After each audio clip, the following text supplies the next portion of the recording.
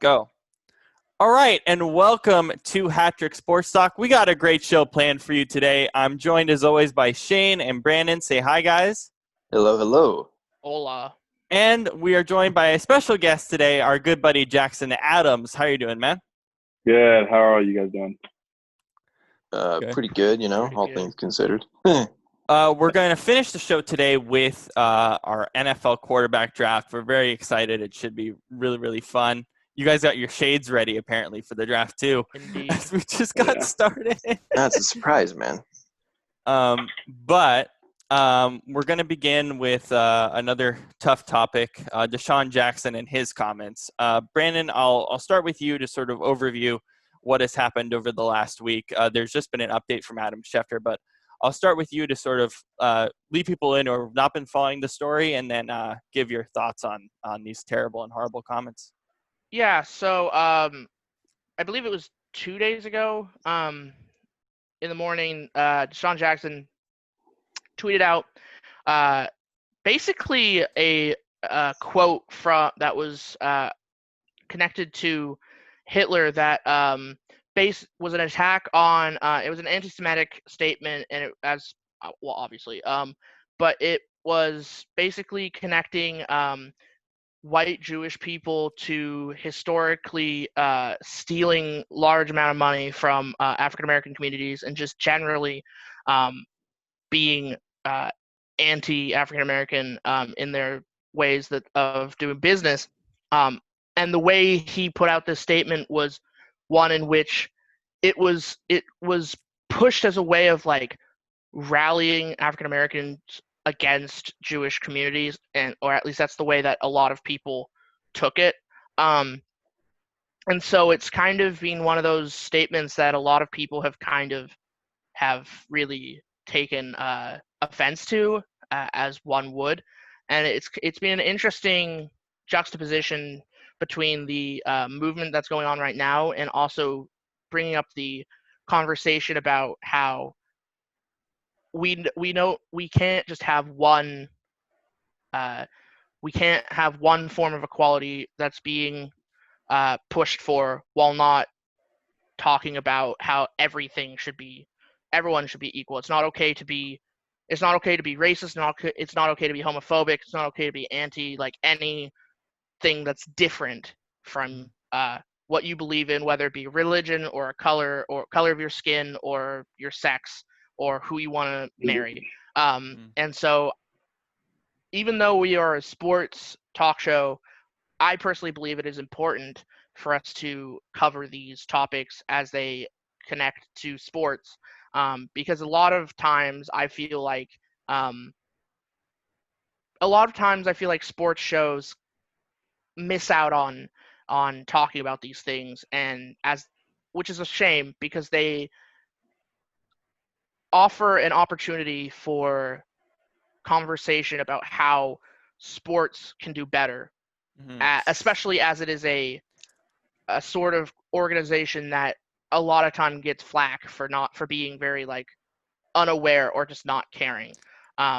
One interesting thing that's also come up is you've been getting a lot of what's the word, division between different like talk show hosts. For example, you had I'm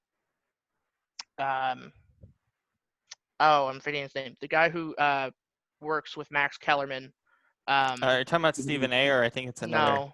No, Shannon. Shannon Sharp. No, Shannon and yeah. Shannon Sharp. Good deal. Yeah. Oh, Skip Bayless. That's right. Yes. Oh yeah. Skip Bayless basically, Shannon Sharp on their show was basically saying, why is it that black people should have to defend against something that one of their own said when it's something bad, when like white people, when something is said, get to turn to like someone in the black community, which, I mean, if you really want to break it down, is an interesting statement. But at the end of the day, I don't think it's the right tack to be taking currently, and with the situation that's going on. And as I said to Robert last night, when Stephen A. Smith is the most logical person in the room, on the conversation, you know something's going wrong in the way that it's being approached. Okay, so a couple of things. One, Adam Schefter reported 14 minutes ago that DeSean Jackson met with groups fighting anti-Semitic yesterday, and he met with a 94-year-old Holocaust survivor. There's also been a bunch of there's been a bunch of great comments by NFL players sort of saying, hey, this is wrong, which it absolutely is. Julian Edelman offered for him and DeSean to tour Auschwitz, I believe. Mitchell Schwartz, who's a Jewish player, he plays for the Chiefs. He came out and said a really powerful statement. And I think this is something, as you, Brandon, have come on full time for our show, has really brought up to us about the importance of discussing these issues. And one of the things that's been amazing, even for us on this show also, is that we've had some valuable conversations, of course, talking about these athletes creating these positive change. But it's just been really frustrating. And even Steven Jackson, who we mentioned as someone who's done good things and did good things the last few months, what he said was also really disturbing in the sense that he said, he's telling the truth and all this stuff. It was just a really frustrating last few days because we're not being unified at all. And we're not showing togetherness. We're just continuing to have this division based on a poor decision and a terrible comment. And unfortunately, in the sports community, or people that don't follow sports have a certain stigma with, for example, the NFL and the NFL players, even though the Players Coalition has done a lot, especially recently. But it kind of takes away from all the positive stuff that we've seen the last few months, especially in the sports world. But Shane, I'll start with you to sort of continue that conversation. Yeah, I mean, this is, it's like you were saying, it's just not, comments like these, regardless of what his intention was behind it. I mean, it's just not, it's not helping, to say something like that, because we are in a time when we definitely need unity because there is so much division. And,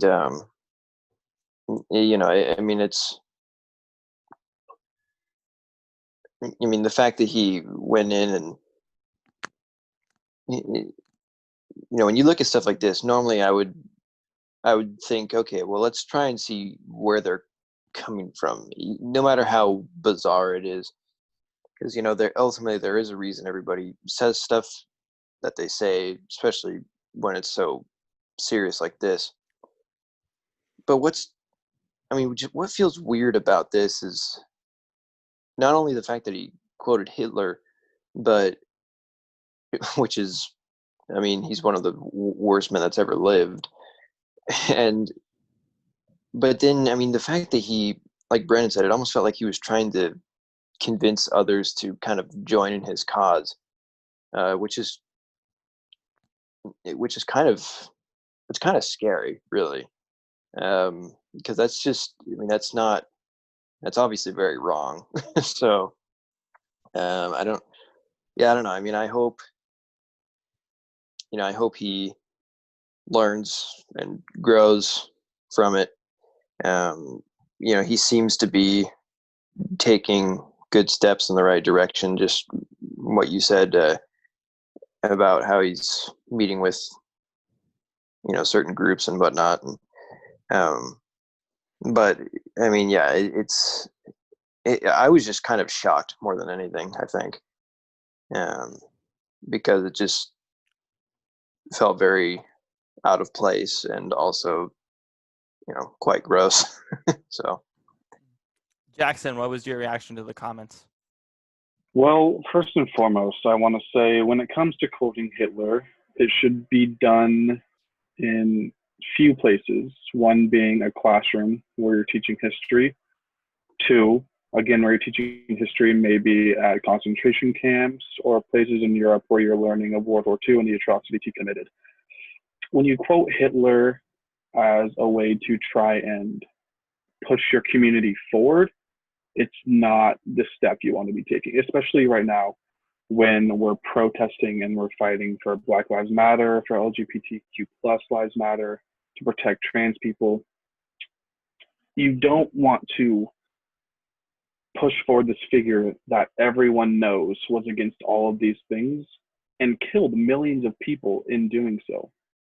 I think while we're trying to take these steps forward, we actually took a step back when DeSean Jackson posted that, which is really sad because I think as a nation, we've been doing great and pushing for progress and pushing forward and trying to make life here in America better.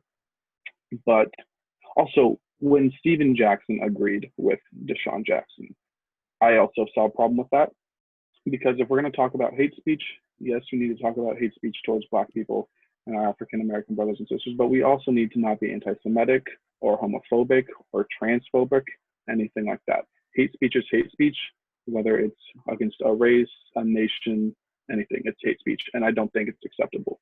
I am happy to see that DeSean Jackson has met with a Holocaust survivor and he's talking to Jews in sports such as Julian Edelman, who are allowing him to see their point of view, and instead of bashing him, take a chance to educate him and help him learn like why he said it was wrong and why you probably shouldn't quote Hitler. So I think DeSean Jackson is taking the right steps right now, as getting back on track to who he is as a person. Because DeSean Jackson before this, has he really had any like mess ups or mistakes? None this massive. But I think it's good that he's taken accountability and he's willing to learn and he's talking to Julian Edelman and he's meeting with these Holocaust survivors and these groups that are against anti-Semitism. So I think that's important. But I think it's also important that everybody else takes a lesson from this and remembering, think before you speak or post, because obviously these things are going to reach the entire world. And you have an entire community of people. Like he plays in Philadelphia. There's plenty of Jewish people in Philadelphia that were probably hurt by him posting this. Also around the league, his fans were probably hurt by posting this. So just think before you post, think before you say. Just make sure you're educated on something. And if you're going to try and push forward his Black brothers and sisters, do it in a way that's not going to also hurt his other brothers and sisters of other races. That's all I have to say. No, I think you all did an amazing job with that. Who I also wanted to ask sort of your thoughts, just from any of you guys, in terms of how people look at the league as well after this. People who don't follow the league as much, how do people view this? And of course, as Jackson brought up, I think a key piece is that the Jewish community in Philadelphia, especially in the Eagles organization, is so prominent. And for him to say that was just, as you guys pointed out, incredibly hurtful. But how does this affect the league and even the city of Philadelphia? Sorry if I spoke too fast, but I think when it's hard because you have people that we'll take it to Colin Kaepernick was named for injustice and to fight police brutality. You have people that completely disagreed with this. And when people who disagreed with this, because I think it was the right movement for Colin Kaepernick to do that in my own opinion, when people who disagreed with that see that a Black man has posted something like this, they kind of integrate it to be like, oh, obviously he's fighting against that battle. We have a Black guy on our side, like trying to fight this and make it right. So I think the league is under hot water right now. They're definitely in the hot seat. I also don't think this was talked enough about in sports media. When Drew Brees mentioned the flag and kneeling and stuff like that, it was addressed right away. I saw hundreds of articles and players tweeting about it. When I saw this, it wasn't the same response. And it even took 2 days for like Bleacher Report to really even say anything about it. So I think there's people like me. I love the NFL. I know that the people in the NFL are people. As much as they're athletes or professionals, they're still people. They make mistakes. Everyone has their own opinion. But I think the NFL needs to do something where they're actually going to prove that, hey, this isn't what we stand for. We don't approve of players saying these messages. There needs to be some type of punishment when someone does do that kind of thing. But I think people look at the NFL and they're kind of saying, get your act together, because that's what I'm thinking right now. Yeah. Anyone who has been a fan of the NFL for a while understands that the NFL does not exactly have the shiniest of reputations when it comes to moral issues. That's Yeah. There's other ways I could put it. I'd say that's probably the simplest way I could put it. They have always been, and I hate to use this word, it's always been a boys' club. Until very recently, where it's only been in the last couple of years that I felt like they've actually really started making an effort to kind of expand their audience to try and open it up to women, females, the idea that like girls can play football, and this idea that anybody can play football. I think so. There is one thing there is one problem the NFL has in this situation, that they were not able to, specifically the Philadelphia Eagles, as much as they would have wanted to possibly crack down on this and be like, major issue, major response, fines from the NFL, yada yada yada, or like the Eagles themselves, they can't. And the reason being is there will be fines, there will be suspensions. But if you remember what happened with the Eagles, I believe last year with Riley Cooper, Mm-hmm. I can. He tweeted.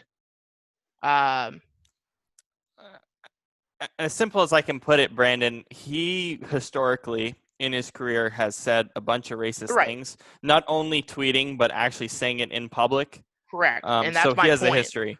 That's my point, Robert. Like, the Eagles themselves, and like we talked about this, like Robert and Shay and me, we've talked about this. Like when it first happened, my reaction was, we all thought he would be gone from the team like that Mm-hmm. for what he said, because the owner's Jewish, the team is in a very Jewish city, major backlash. I don't believe they're going to be able to cut him without it looking real bad, because of the fact that they really didn't respond very well to the issue with Cooper. And I think that's an ongoing issue with the NFL. I think to be able to address all issues of inequality against a marginalized group, they have to treat each issue as the same level of seriousness. And until they do, the NFL is always going to be viewed with a little bit of a side eye. So, Shane, you'll have the last word here about the league. Yeah, I mean, the league is going in an interesting direction, in my opinion, because it feels like to me, ever since when was it, 2016, when Kaepernick took his knee, it felt like that was kind of the turning point to me. Because ever since then, players have been a lot more politically and socially active. And, because, 10 years ago, if Breeze had said what he said, I bet you nobody really would have cared. You know what I mean? And, it's not a bad thing that it's changing the way it is, not at all. But, you're going to, I think there's going to be, at least for now, much more of I think it's going to be kind of gray in terms of, what, not only what can players say and get away with, but also, how owners handle it, just because of how, like Brandon said, with, you look at today's climate, it's like, okay, yeah, the Eagles would cut DeSean Jackson, but then it's like, well, but then does that make them look like hypocrites for having Bradley Cooper around all that time? So it's I feel like we're gonna be in this strange area for a while. But like I said, I don't think it's bad. because you look at every other form of not media, but like, entertainment, I'll say, like film, music, they've been much more politically active for a while now. But I feel like the NFL is now starting to, people are using their big audience. They realize, well, we have a giant audience too, and a big platform and money and stuff. And so they're kind of taking advantage of that now. And yeah, I mean, it's, it'll be interesting, just in my opinion, to see where, how the league treats all this going forward.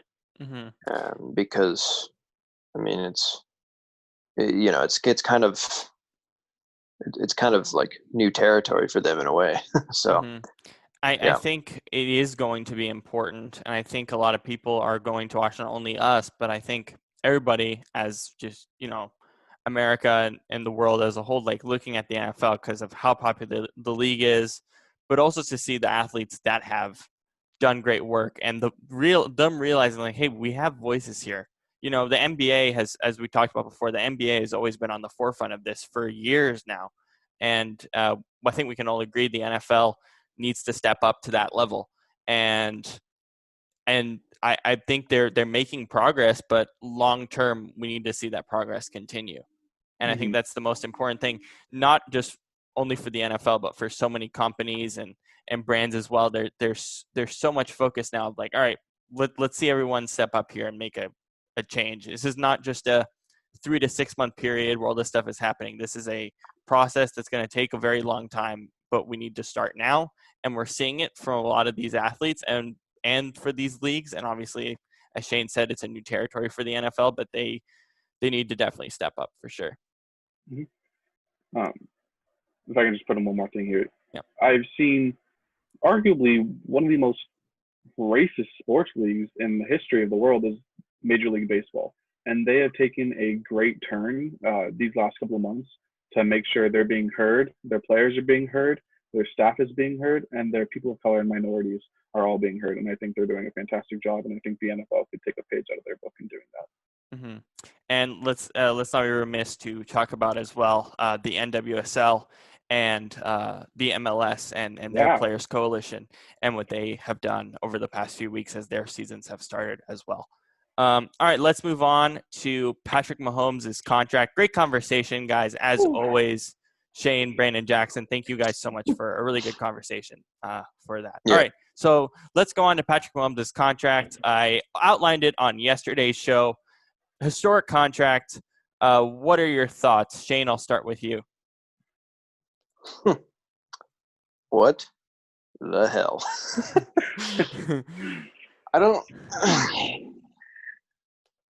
I really don't know what to say about this. I mean, I get the intention behind it. God, I mean, you're putting on the glasses, Brandon. All right, sorry, Shane. That just popped out. Go ahead. No, like, I mean, I get their intention because he's probably going to be good for 10 years or more. And he's obviously very crucial to this team's success. But giving a guy 10 years, I mean, that's for the NFL, that's a long time. And not only that, but I mean, $50 million a year is a lot of, I mean, that's a quarter of the salary cap. I mean, they're not going to have this same caliber of team that they've had the last couple of years going forward because, I mean, they just can't because of money unless they all take way less. But, that won't happen. So, I mean, I don't know. I just don't know why, especially since Mahomes was injured for a time this year. I mean, dislocated kneecap is mean, that's pretty serious. He recovered pretty quickly, though. So. No, 3 weeks, but yeah, I mean, I don't know. Yeah, he recovered relatively quickly, but I mean, something like that happens again, then I'm worried because, especially if it happened like this year or the next, because you still got all this guaranteed money to give him.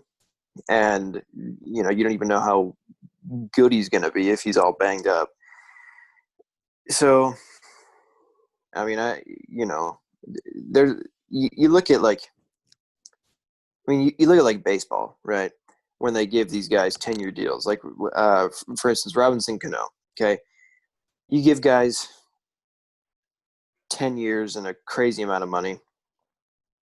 And it's almost like they get kind of lazy and they don't work as hard because they're like, oh, well, I got my big deal now, so whatever. And not that he would do this. I think he has a strong work ethic. But, I mean, that's just kind of – it's kind of excessive to me. Because now the other thing is not only is it a lot of money, but now you're going to look at, quarterbacks.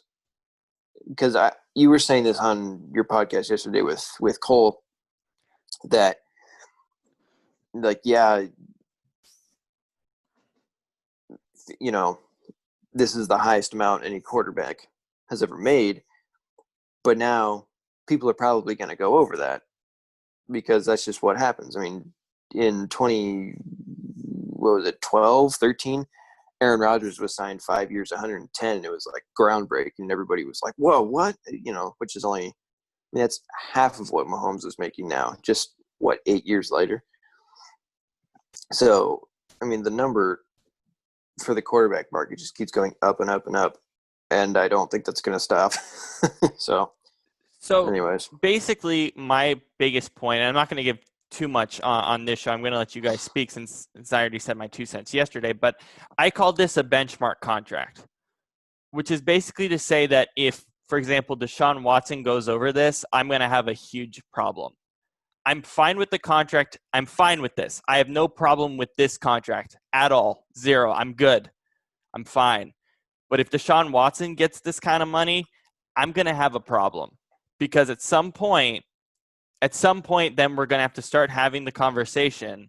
And I know, Brandon, you weren't too happy about this, but at some point we have to have the conversation about we need to eliminate the quarterback from the salary cap. Now, it's not a great idea. I don't like it.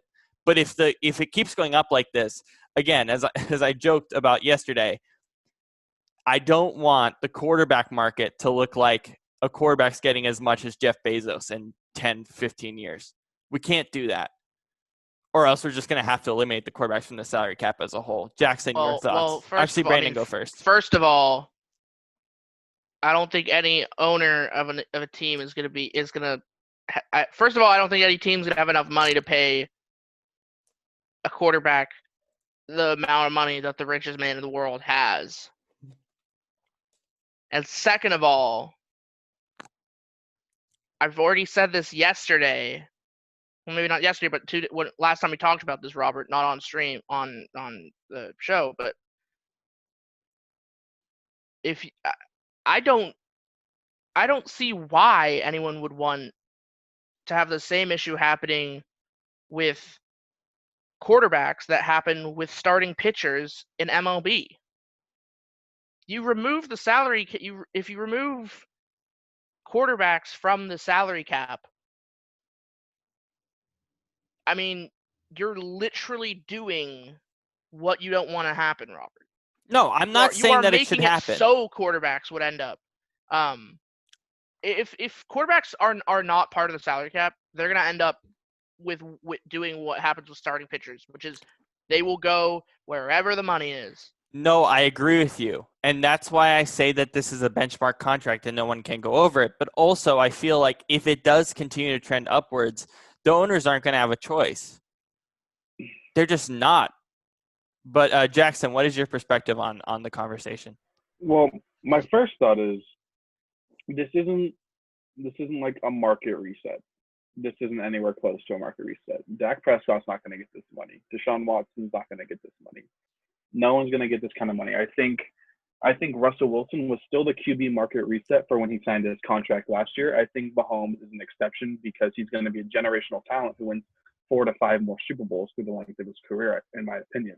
So I don't think it'll be too much of a problem. And do I think the signing was good?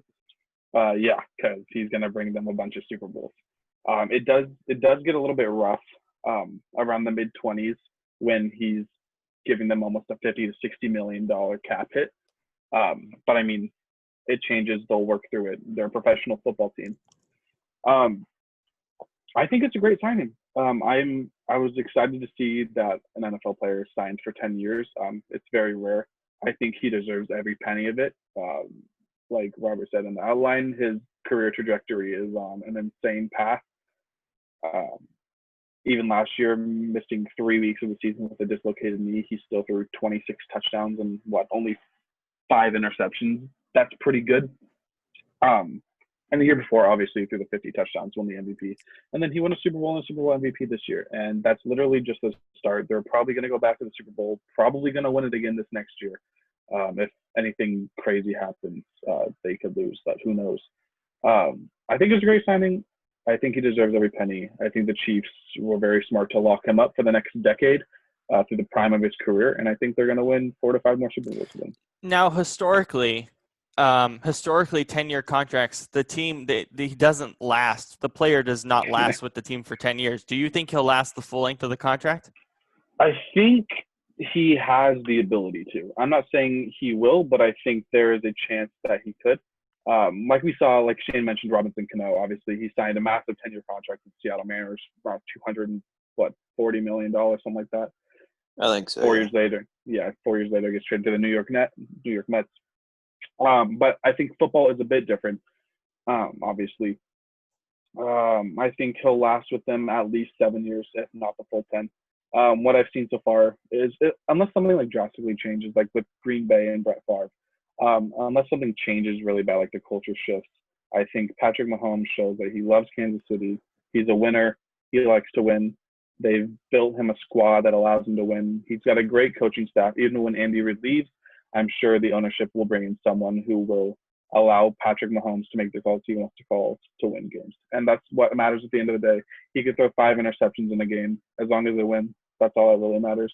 So I think he'll last a long time there. I just think with Kansas City, like, the reason I don't, like, as much, like, I agree with you that he deserves every penny of it, right? I think it's a very risky, like, if I, like, don't get me wrong, if I'm Patrick Mahomes, I'm like, okay, thanks. I got this money. I'm rolling in the money. I'll work my hardest to win us 4 or 5 more Super Bowls in my career. But I think the thing that it's really going to come down to is how good are their GMs going to be?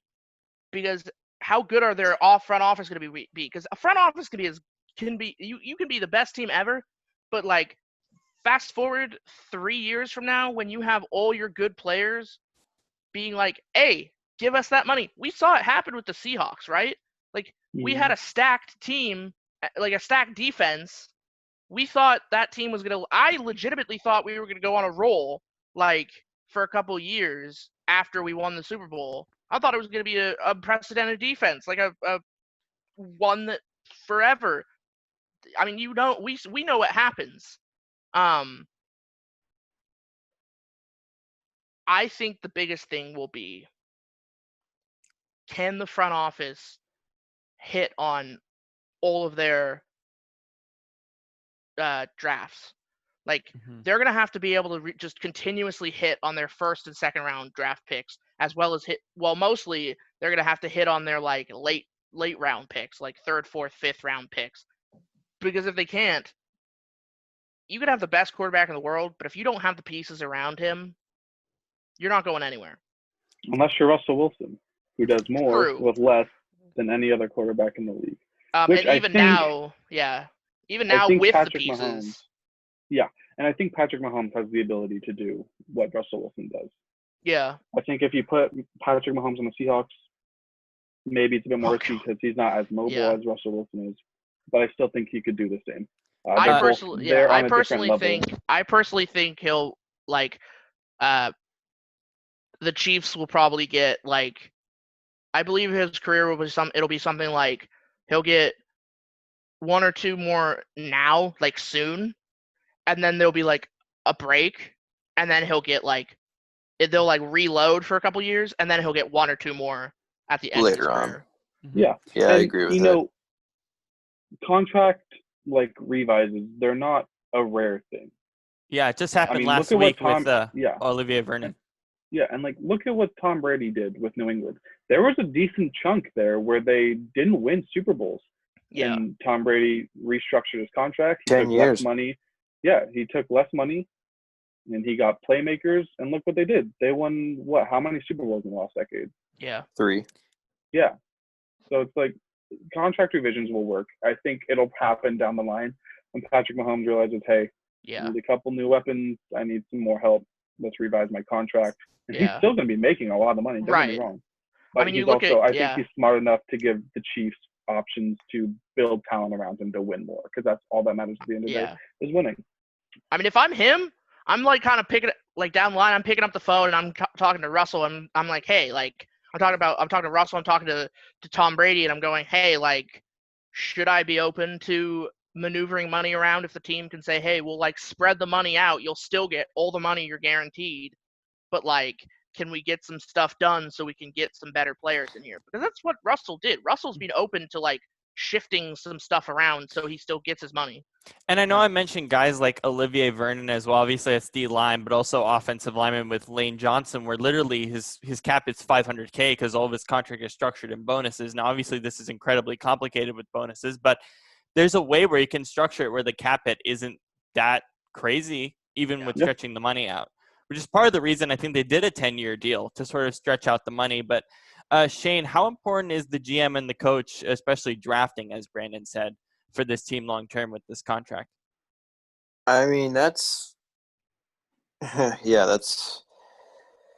big because, you're going to have to,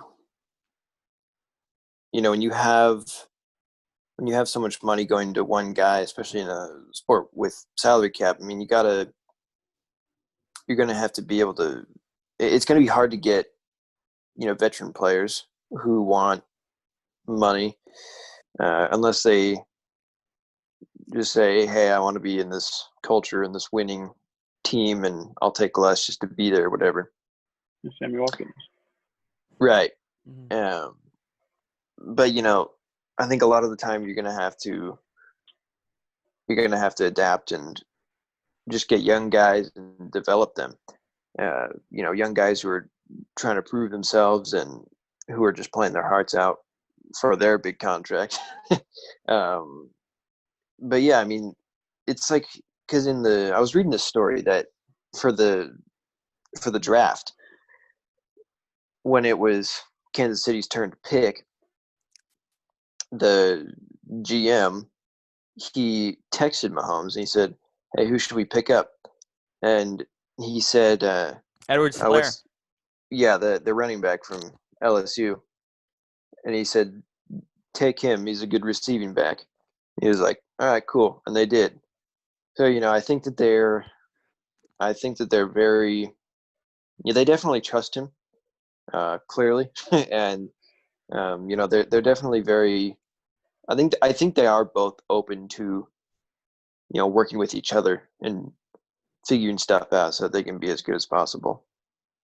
Mm-hmm. And then, Shane, I'll start with you with our next topic, since you're kind of the main college football guy here wearing that Rose Bowl shirt. Yeah, boy. So it's been an interesting few months for college football in this difficult time in the pandemic. Obviously, it's been an interesting time for everything. Right. Yeah. But I think in sports specifically, I think college football, I think we can all agree, has probably done the worst job with all of these schools getting a bunch of positive tests. And now it's being reported that Pac-12, ACC, and Big Ten will play a conference-only schedule. How does that change your perspective on the season, Shane? And do you even think we'll even have a season of college football?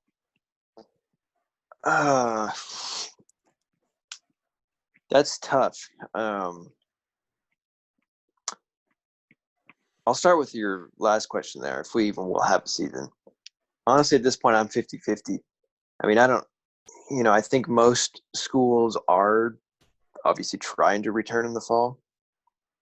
But, like the California public universities have already said we're not going to have any students come back in the fall. So, I mean, that right there is a third of the Pac-12.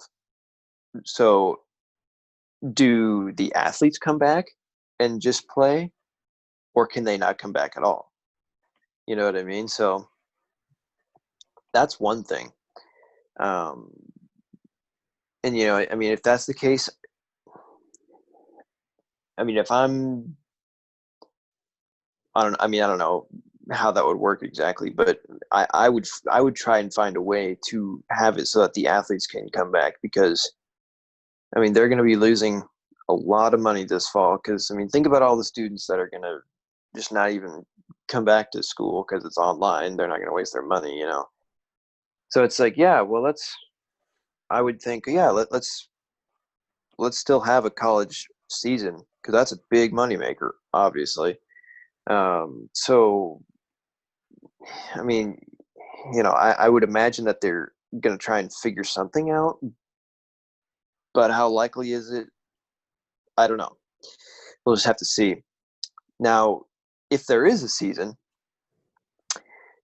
and they do this interconference thing, I'd actually be kind of excited to see that, because, yeah, I like seeing teams play, people from other conferences and whatnot, but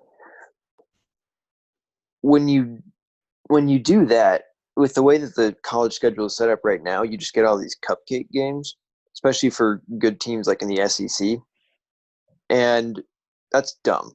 I mean, it's just dumb. Nobody watches those games. And so, the competition, I think, if it just stayed in the conference, would be a lot tougher.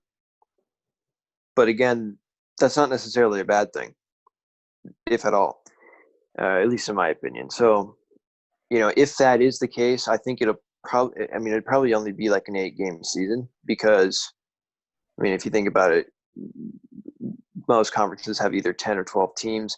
So if you have, if you're in a conference with 10 teams, that means you could play like 9 games max. So I imagine the season would be shorter, which would be interesting, but it's a strange year, so you got to adapt. So, I mean, yeah, I don't know. I would like to see that, though, because, I'd like to see Alabama, a team like Alabama or LSU, have some more legitimate competition throughout the season, instead of, playing some high school teams in the first third of the season. So, Yeah, Brandon, I think you have been very clear in adding to that, specifically with the SEC and all that hype that the SEC gets in terms of it being the best conference. This might be the perfect test, won't it be? Yeah, I mean, like, they claim to be the best, and then they play all these. They truly play cupcake games to begin their season, and then people like my friend Connor argue saying, "Oh, they can play those games because they have to play the SEC and it's the best conference." I'm like, well, if it's the best conference, wouldn't you want to play each other? Like, Florida misses Alabama pretty much every year, and yet they claim to be the best or on the rise. It's like, I don't know. And also keep in mind as well, the Ivy League has canceled all fall sports as well. Yeah. That's another added piece of this. Jackson, are you excited for potentially a conference-only schedule? And then also, how do you think that impacts the college football playoff and the bowl season? Well, to be honest with you guys, I don't watch college sports much at all. I very rarely watch college football. I think it'll be interesting to see how they manage to do rankings nationally with having conference only games. I'm excited. This year I'll definitely be watching a lot more just because it's like sports will be back if they do end up happening to have a season. So I'm excited. Uh, I do watch the bowl games from time to time. Like I said, like I'm not a big college sports guy, so I'm not too sure. But Mhm. I'm excited to see where they go with it and how it happens and how it all breaks down. Yeah, Shane, you and I both have been very frustrated with the College Football Playoff Committee. I imagine in this framework we'd be probably even more frustrated. But even with that, I'm not sure how the bowl season or the College Football Playoff is even going to work with this setup. Yeah, I mean, I have a lot of problems with college football as is. I mean, Which we've outlined. yeah, I mean, the only reason I've really watched it the last few years is just because that was, besides baseball, that was the college football was like the first, kind of not professional, but the first like national sport, if you will, that I really got into. And so for me, there's just kind of that, every year when I watch college, there's kind of that nostalgia for me, I guess, of like, just thinking about when I was like 9, 10 years old watching and going to games with my family and whatnot. But yeah, I mean, there's a lot that needs to change, I think, with college, especially football, because right now it's, it's kind of, Yeah. I don't like it. Yeah. Yeah. And then this is a weird story. Just in general, this was bizarre. It kind of shows I'll be right back. I gotta go get my computer charger. But you guys keep talking. All right, cool. Okay, bye. This was a bizarre story. Just because. What's up, Jackson? Are you gonna talk about the next subject here, Yeah. or are you okay? Yeah, because This was bizarre, and again goes back to the bizarre world of the NFL. I think Jackson, you should start first, considering your reaction. What was this with the whole? So the I NFL is think banning jersey swapping as part of its protocol for the season. this is the dumbest thing I have ever seen the NFL do. Like to this kind of standpoint, it, I saw it, and there's this guy on Twitter named Barry McCalkner, and he does like all these fake tweets from like fake NFL accounts. Like he'll like change his profile picture to like Ian Rappaport or whatever, and he'll like tweet about it. I thought it was one of his tweets. I saw it, and I was like, you gotta be kidding me! Like you're gonna allow these players to be sweaty and hit each other all game, be around each other all game long, 60 minutes. They're gonna be practicing together, and obviously there's gonna be like distance protocols, but like you're still gonna be tackling, exchanging blood and sweat. Like to not be able to exchange a jersey for a minute and a half to 2 minutes after a game is the most ridiculous thing I've seen them do in this COVID situation to try and like stop spreading the disease. Because to be honest, they've already touched the jerseys, they've already touched each other. What is the difference? And players, don't get me wrong, players are going to do this after the games, whether NFL officials like it or not. They're going to do it when they get home, and they'll send like a package to that player specifically. I think they might as well just take this away, let the players do it. I think it's ridiculous. I don't think it's going to change a single thing in whether a player gets COVID or not. I think it's so dumb. I think it's disgusting. It's gross. I hate it. Shane, your response? Yeah, I mean, there's been okay. There has been evidence to come out that suggests that COVID doesn't spread very easily on like touched surfaces, especially something like cloth, or not cloth, but Cotton. well, yes. But what is polyester? I don't know what an NFL jersey is, but yeah, something. So it's like,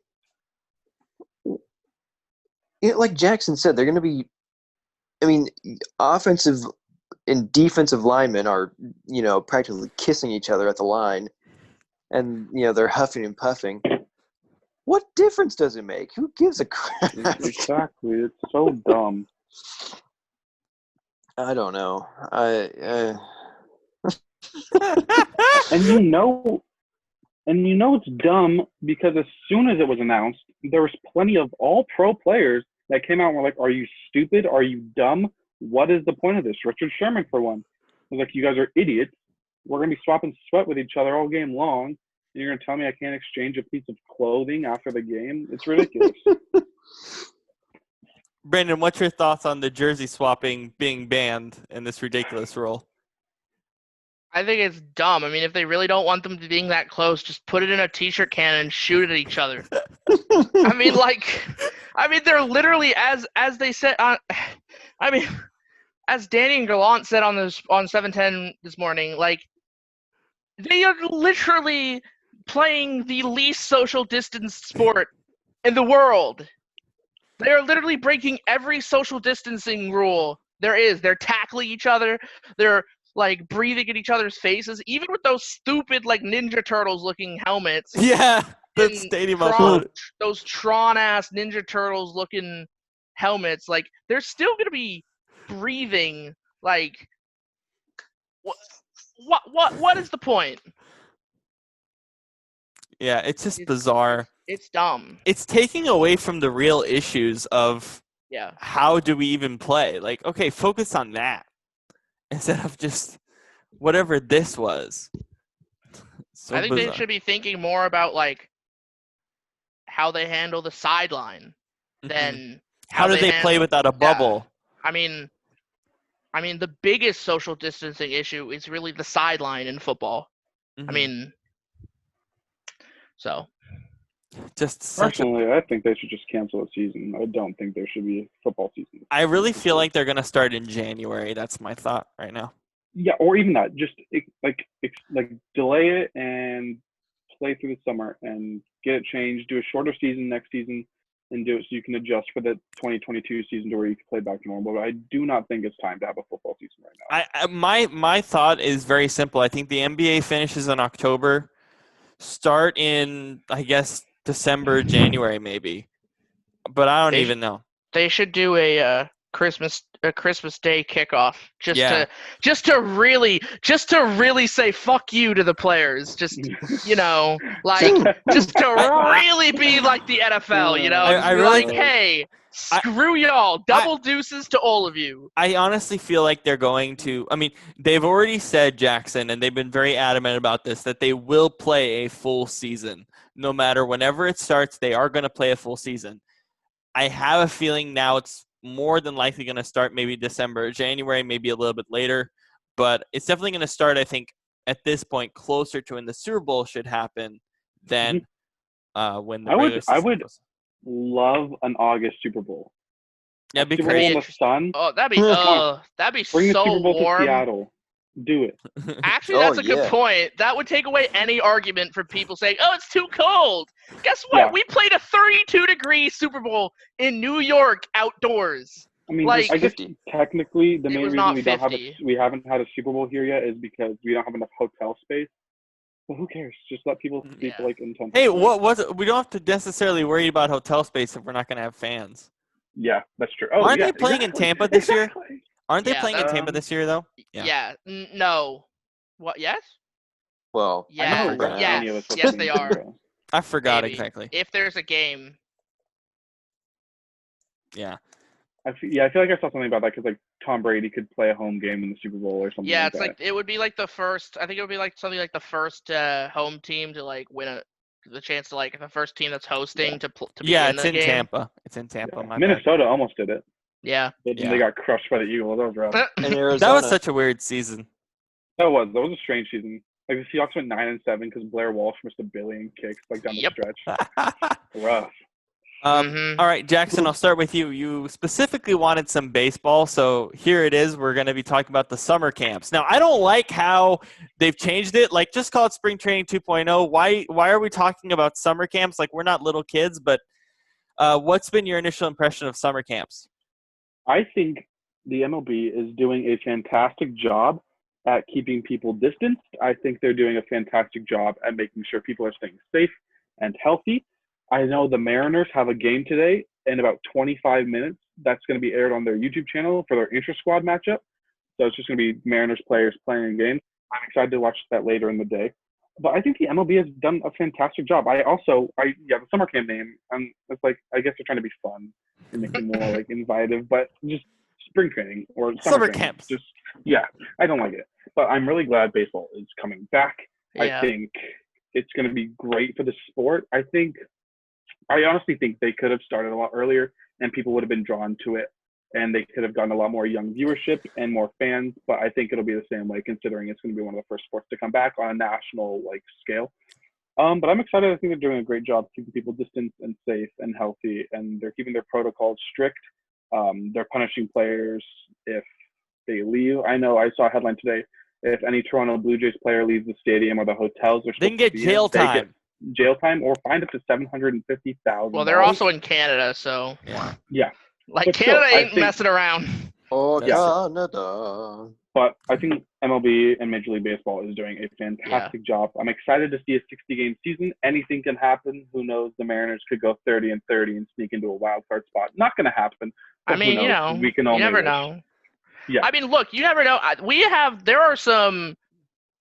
I think this. What I'm most excited about for this season is the fact that I believe this season is going to be a sneak peek of the future for the Mariners with some of our players who I would argue could have made the team in this, or even would have been on the team in the second half of the season, considering 2021 was supposed to be our skyrocketing season. But I mean, you look at some of these guys. I mean, oh God, what's the guy we got from the Mets in that? Jared Kelenic. Dude hit a fucking bomb. I'm excited. The sound of the bat when he hit that ball was phenomenal. Insane. I don't think I've heard something like that in Safeco. And yes, it is Safeco to me forever. Not T-Mobile. Mm-mm. And this year we're going to have, like you said, a chance to see players like Jared Kelenic in the outfield, Julio Rodriguez, an 18-year-old superstar in the outfield, Kyle Lewis, who we saw blow it up and hit 10 home runs in 30-something games last September. He absolutely lit up. We're going to see players like Justice Sheffield pitch, Justin Dunn. We're going to see Evan White playing first base and holding it down because Which I'm excited for because we might finally have a good first baseman. Exactly. We got players like J.P. Crawford, who is a potential Gold Glove winner in the future. He's amazing at shortstop. Kirby might be on the mound as well at some point. Kirby will be on the mound. We got Tom Murphy behind the plate. You got Shed Long at second, going to take over for D. Gordon. Kyle Seager, the veteran on the team, holding down third. This team has a really good shot to show how great their potential is going to be come the coming years. Now, I'm not saying they're going to be fantastic this year, but Major League Baseball experience for these young guys who should have been in the minors this year is going to be phenomenal for them, and it's going to help our squad a lot, I think, in the next coming decade. Jackson as well. Talk about some of the other teams that have impressed you or players that have impressed you so far in summer camps, or what other teams should we be looking out for in the season? So I was doing some looking last night. The Mariners actually have the hardest schedule in MLB this year. I thought they had the fourth hardest. We have the hardest. We played the AL West and we played the NL West. We're not going to lose most games. We have the hardest games. The easiest schedule, however, I would watch out for this team is the Cincinnati Reds. They have an incredibly easy schedule through the NL Central and the AL Central. They're going to be playing teams like the White Sox, who have a chance to be good, playing a team like the Royals, the Tigers.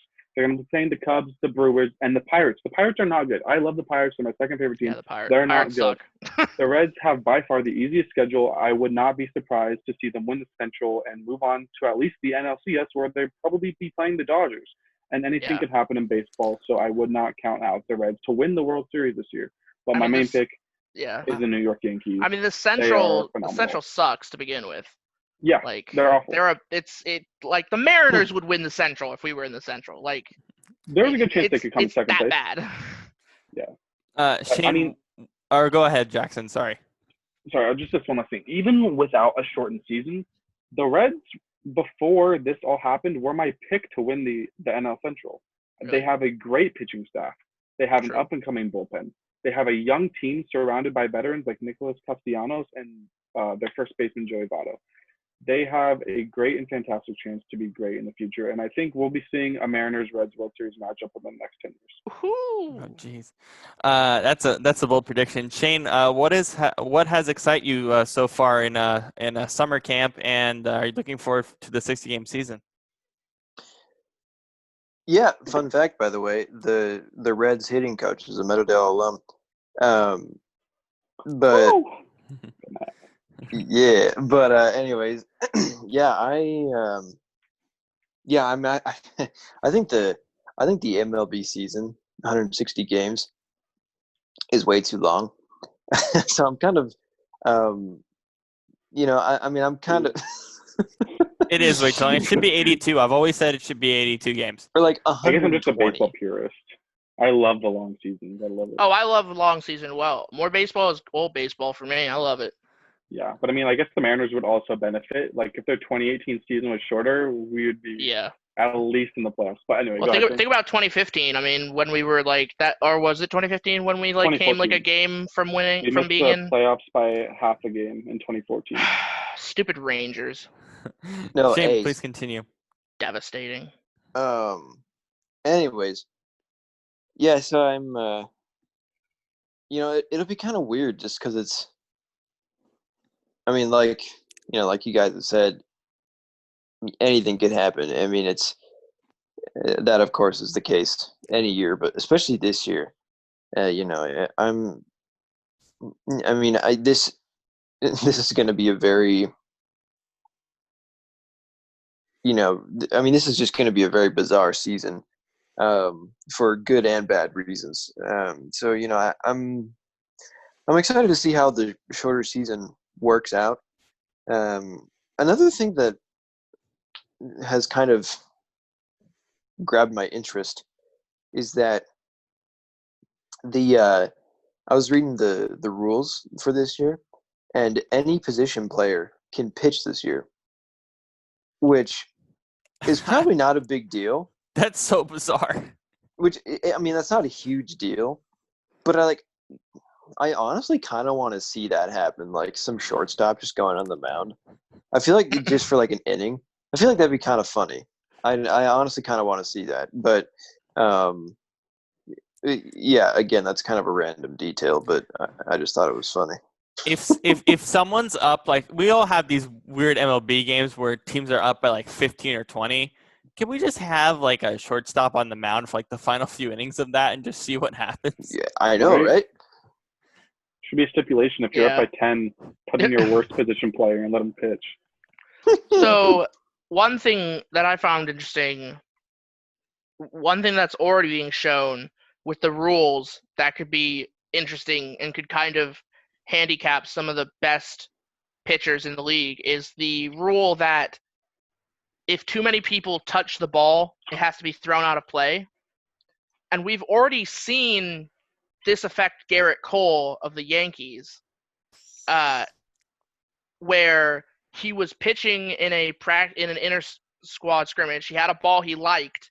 He throws one pitch. The ball gets, I think it gets like, it ends up being, he throws a couple pitches. It's a strike. They do the throwing it around Around the horn, and it goes back to Garrett Cole.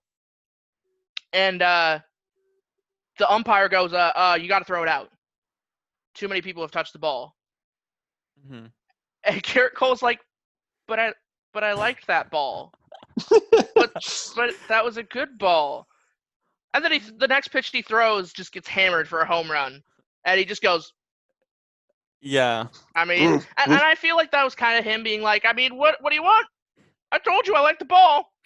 So I'm thinking we're going to see less around the horns possibly. But also, I was wondering, Jackson, from one big baseball fan to another big baseball fan, how do you feel about the Houston Astros getting to start their season at home against the Mariners?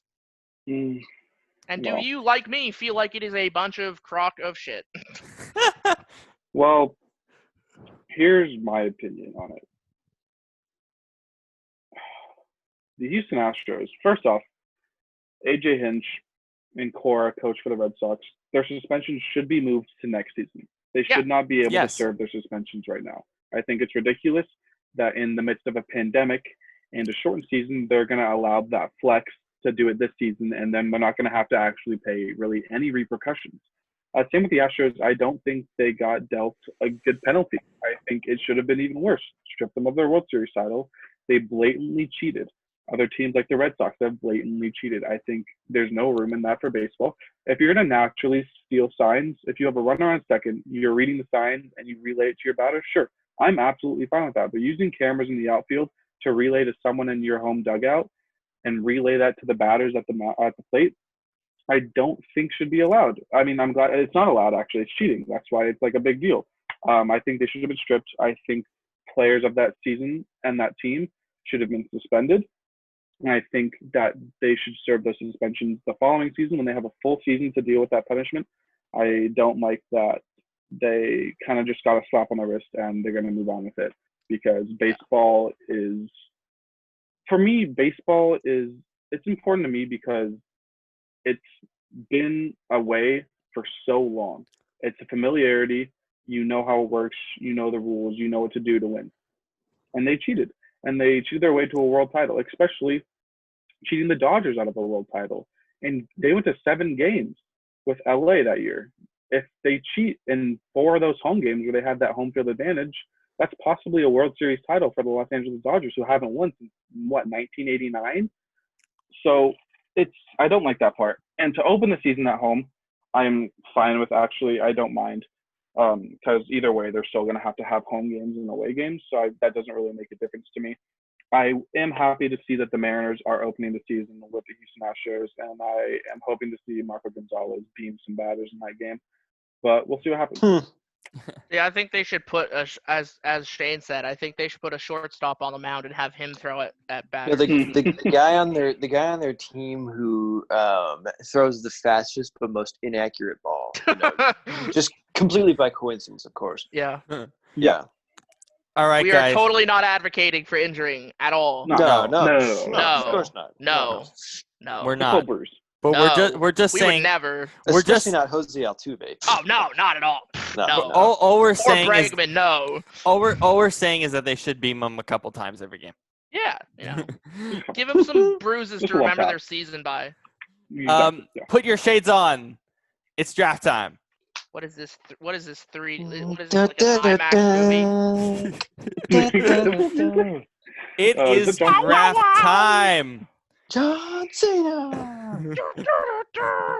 I love John Cena. His autograph is in my closet right now. Wait, you have his autograph? Yeah. I'm a little bit jealous. I have Babe Ruth. I'm actually a lot jealous. And John Cena's dope. All right, we are done with our division previews. Now we are doing an NFL quarterback draft. Here's the deal. All 32 starters in the NFL are available to be drafted, including 8 eligible backups selected by Shane, Brandon, and I. The 8 eligible backups are Tua, Herbert, Winston, Cam Newton, Jacoby Brissett, Case Keenum, Marcus Mariota, and Nick Foles. In this case, Jared Stidham, according to ESPN.com, he is the starter, so he gets the starting slot there. Jackson has the first pick in every round. Shane has the second pick in every round. Brandon has the third, and I have the fourth. Jackson, I feel very slighted that Shane gets to go over me, but I'll get over it. You guys could have coin tossed it, but no, it's fine. It's fine. You said, go ahead. I'll eventually get over it. Jackson, as the guest, you're on the clock with the first overall pick in the NFL quarterback draft. See, it's hard because one of these quarterbacks I hold very near and dear to my heart. He is my favorite player. Another one of these quarterbacks is arguably the best quarterback in the league as well. So I thought about this for the last couple of days because I did this little spreadsheet here a few days ago when I first learned what we were going to be doing. I've been looking at the stats. And when I actually went to break it down, Russell Wilson had a much more productive season than Patrick Mahomes last year, other than winning the Super Bowl, obviously. Regular season-wise, statistic-wise, Russell Wilson beat him in a lot of categories. But I can't be a homer. So I want to pick the $500 million man. I'll take Patrick Mahomes with the first pick. Patrick Mahomes goes number 1 in the draft. And to be clear, I'm making that pick only because he is younger. That is the only reason. All right. Brandon, you're not happy with that selection, are you? I mean, I don't know. I mean, I feel like based upon, I mean, realistically, if you choose between Patrick Mahomes and Russell Wilson, you're getting like arguably probably the clutchest quarterback still playing. The most reliable quarterback in the league. Right. And with Patrick Mahomes, you're getting someone who, I mean, frankly, you can't take your foot off the gas pedal against. So they kind of balance out a little bit. They just do different things. Shane, you're on the clock with the second overall pick.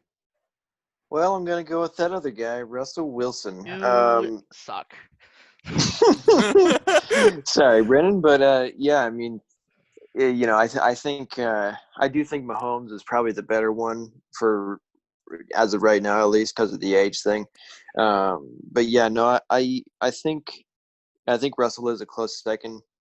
I mean, look at how productive he is and his numbers, and he's not. I mean, there's not one particular thing that he's really excellent at, but he doesn't really have a weakness either. And I mean, I think that's what's helped him out over the years of taking nothing or not nothing, but less than average talent and being able to consistently make the playoffs. Just a very naturally talented athlete as is. So second pick for me. Does he have a solid case to be number one? Out of any quarterback here other than Mahomes, does he have a solid case to be number one? The most solid case. Yeah. I think so. Yeah. And I'm not saying that because I'm biased towards him. I mean, I really do think that he does. I just think that Mahomes, at least for me, Mahomes beats him out just a little bit because because Mahomes just has that extra. They're pretty similar to me in a lot of ways, but Mahomes just has that extra, consistency and just kind of ability to like make magic, if you will. Even though Russell is great with that as well, obviously. So, yeah. It is amazing that he's under consideration. He went at number 2 overall in our draft, and he hasn't gotten a single MVP vote. How crazy is that? Yeah. He was actually number 3 on my board, Russell Wilson. Wow. Shame on you. No, I'm kidding. With the third overall pick, Brandon, you're up. Well, both of the guys that would have been my 1 or 2 have been taken. You're welcome. So begrudgingly, I will take a man who Robert thinks is the best thing since sliced bread, the greatest quarterback to currently play, a man who he believes does not need to change the way he plays, even though the man has slid only twice. Don't tell me it's him. I'm taking Lamar Jackson. He was number 2 on my board. I had Patrick Mahomes at number 1. I think that's self-explanatory. And Lamar, by virtue of winning the MVP and having an incredible year, he was number 2 on my board. He goes number 3 in the draft. And then Russell was 3rd on my board. So here's the thing. I mean, this is a great pick. I mean, the guy won an MVP. It's self-explanatory. I mean, he was just incredible. Yes, the playoff record stings. I think that will change, and we've had our conversations about the injury bug. But I feel confident that he's going to be there long term, and he could be next in line for a 10-year contract. Although I wouldn't think that would be the best decision. He's maybe next in line. Jackson, what's your thoughts on this pick? I actually had Lamar Jackson in my number 4 spot. Mm-hmm. In between, I had Patrick at 1, Russell at 2. I actually, for this next season, I had Carson Wentz at number 3. What he did down the stretch in the second half of the 2019 season was phenomenal. With an injury-ridden Philadelphia Eagles team, he still led them to the playoffs. I think he has the ability to be a top 3 quarterback in the league. Lamar Jackson hasn't really, obviously he won the MVP. I would like to see a bit more consistency from him. Him and Russell Wilson actually had the same completion percentage last year, but Russell Wilson threw over 115 more passes than Lamar Jackson last year. He also had 800 more passing yards. Obviously, I took into account Lamar Jackson's rushing. He rushed for 1,200 yards, 7 touchdowns on 176 attempts, but he also fumbled 8 times. And I guess that happens when you run that much. But fumbles and turnovers and that's a big deal. Carson Wentz managed to throw 27 touchdowns and 7 interceptions last year. I thought that was great. Lamar Jackson threw 36 and 6 with 7 touchdowns, but the 8 fumbles really bothered me. That's the only reason I moved him into my 4 spot instead of 3. But I think the pick is good for where he is. You can switch him around however you want. Okay, at number 4, I've taken a lot of things to account in this list. And the main reason this guy's at number 4 is legacy. It's that simple. The guy's the greatest of all time. 4th overall pick is Tom Brady. Barf. Boo. Go. Jackson, read the stats out for me. Read why you like Tom For Brady, sure. because we had a discussion. I love Tom Brady. He's the greatest quarterback of all time. Last year, he had 373 completions and 613 attempts for a 60.8 completion percentage. And mind you, that is with an awful offensive team. Yeah. Not the greatest No offensive receivers. line. No receivers. No Edelman. tight end. No help. Edelman is not even a top 20 receiver in the league. He's not good. He's good in the playoffs. Not good in the regular season. Anyways, so he had a 60.8 completion percentage, still threw for 4,057 yards, 24 touchdowns to 8 interceptions is really good for the offense he has. This year in Tampa Bay, expect that number to skyrocket. I expect him to throw over 30 touchdowns at least, and I would expect him to keep that interception number below 12. He also had an 88 passer rating, which is Well, yeah, he doesn't throw a lot of interceptions because he checks down a lot. Yeah, he does. he's a smart quarterback. Smart Yeah. quarterbacks win games, and that's what matters in the NFL is winning games. Yep. That's why he has how many Super Bowls? 6? Sure. Yeah, I guess. There you go. So You're I like not it. happy I like about the this, pick. Brandon. Good phrase. I do think he's good. Really good. Greatest of all time? I don't know. You have a hard time with that? I have a hard time with that, personally. Okay, but that's who a is whole your other greatest? discussion. Greatest? Well, I don't know. It's hard to name one single greatest. How can you know he's not the I think. greatest if you don't have a number 1? I don't know. I'll be honest. I think Breeze is a better player than him if you don't account for the wins. If you just look at their own production.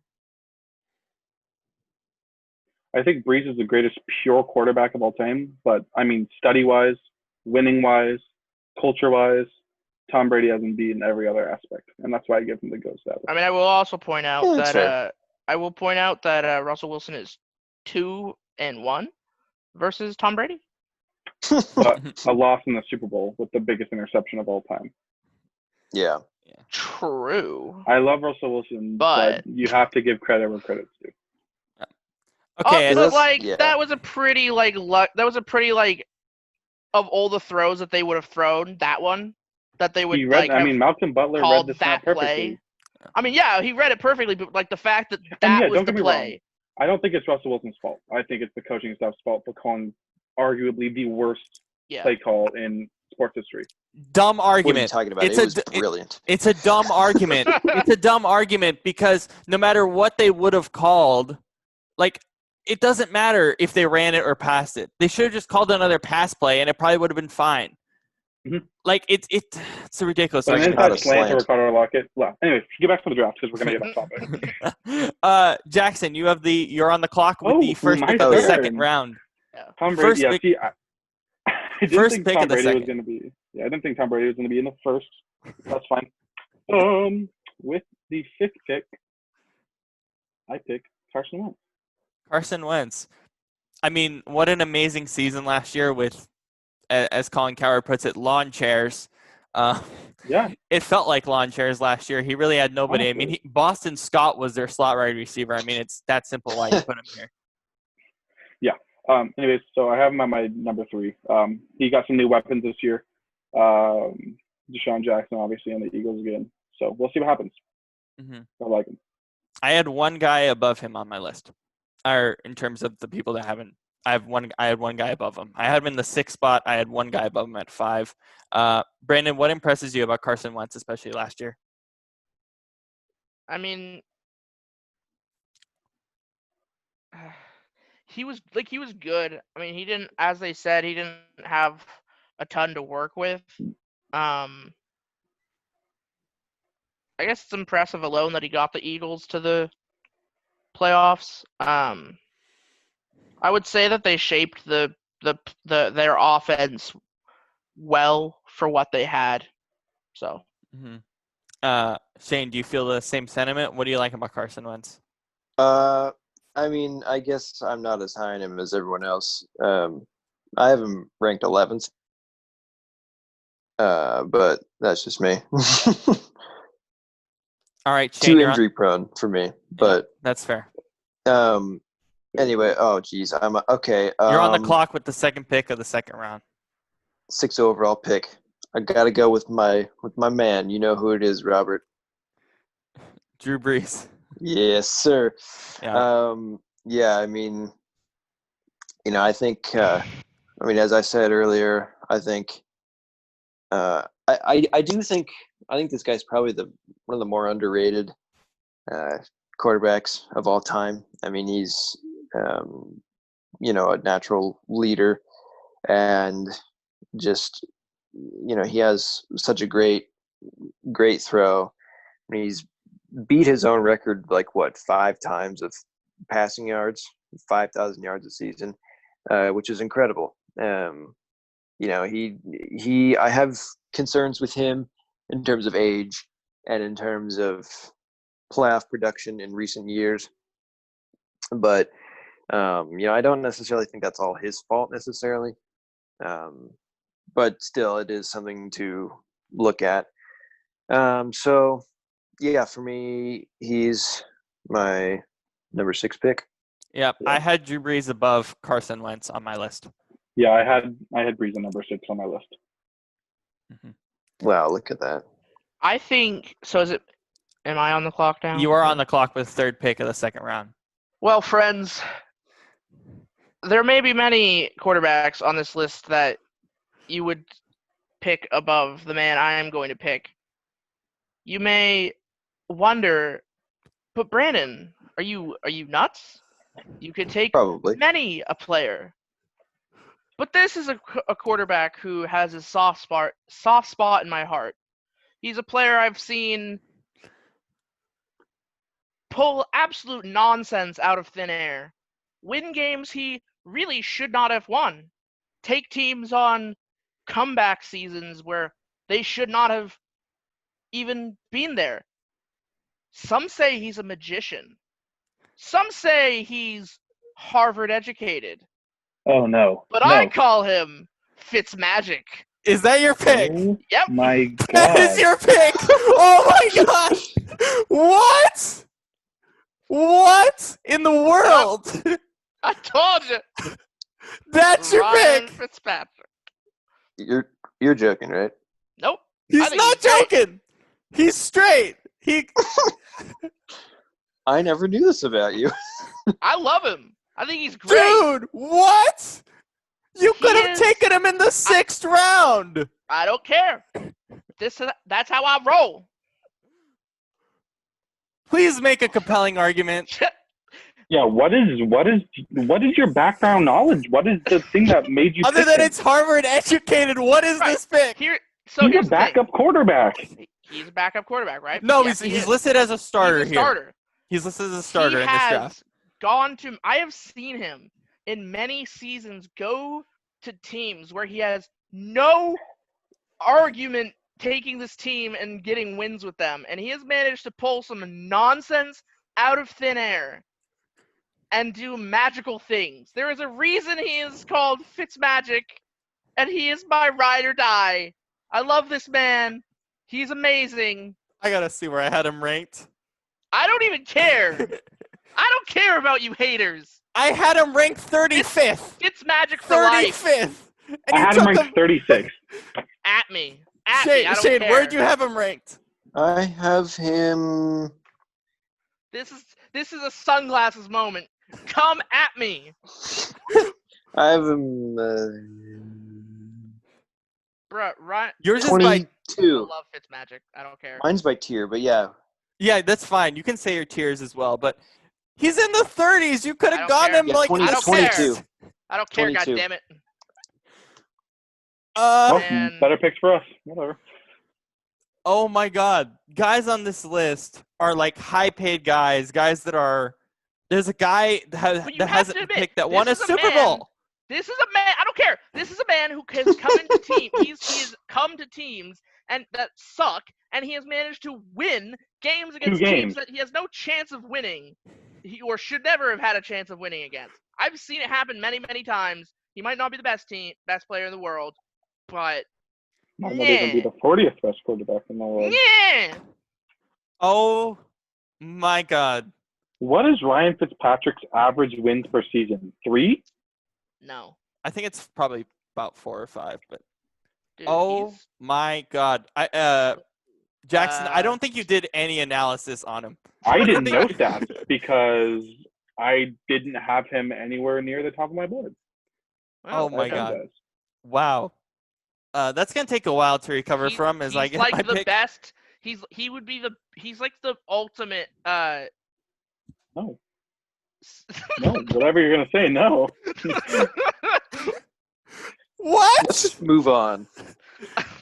I'm on the clock. I after, have broken Robert.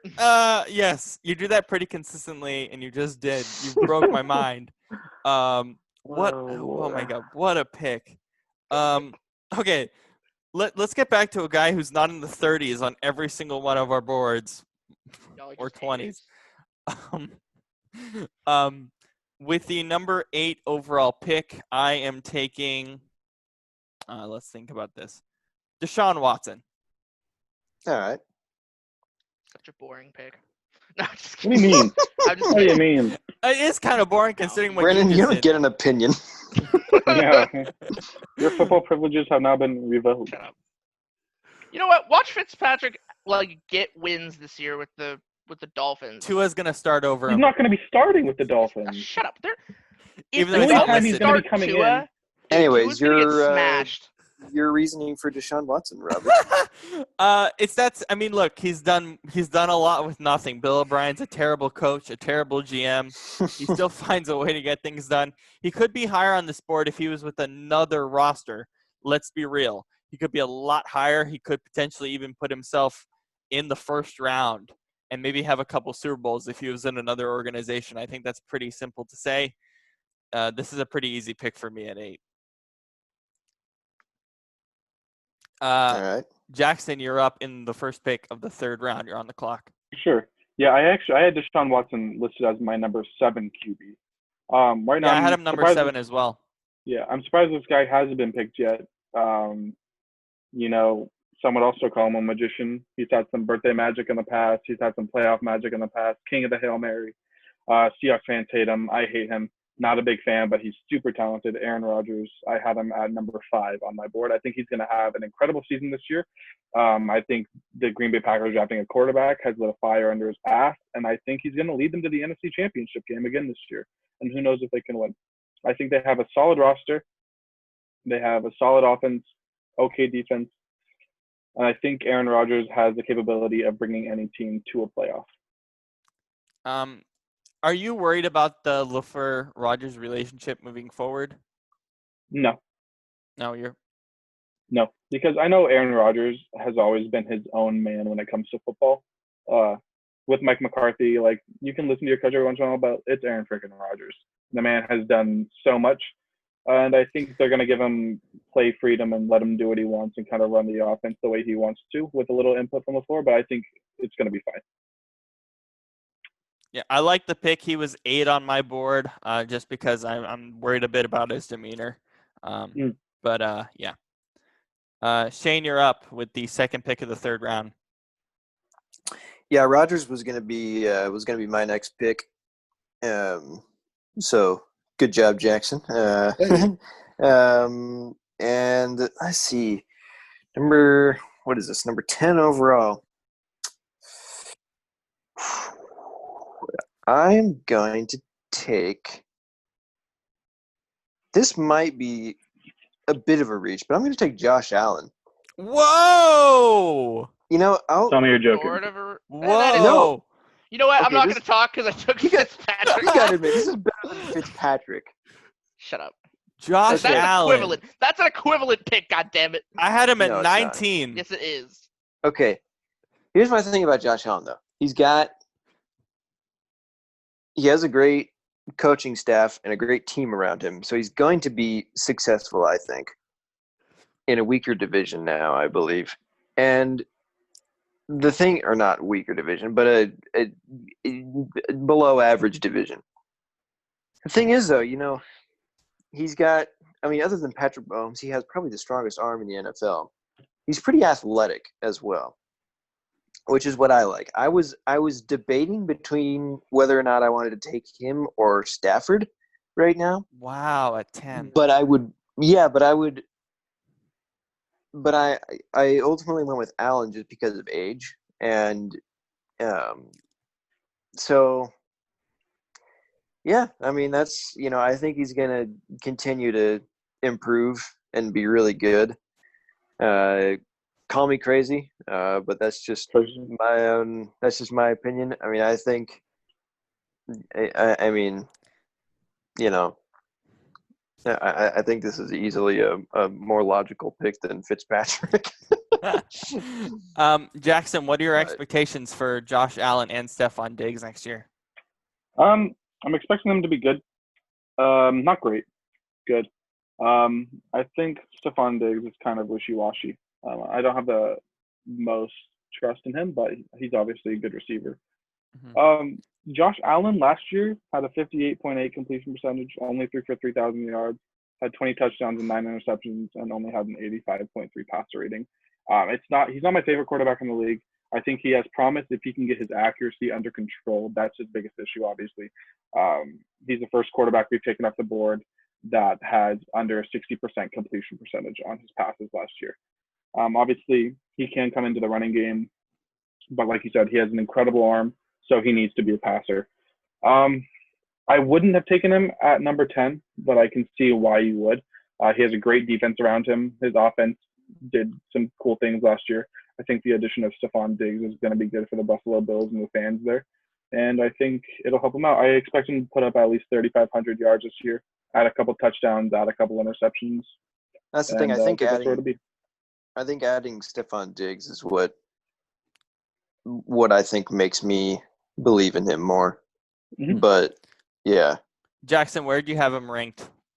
I had him ranked 19th. Yeah, same. Brandon, you're on the clock after the Fitzpatrick pick in the 3rd round.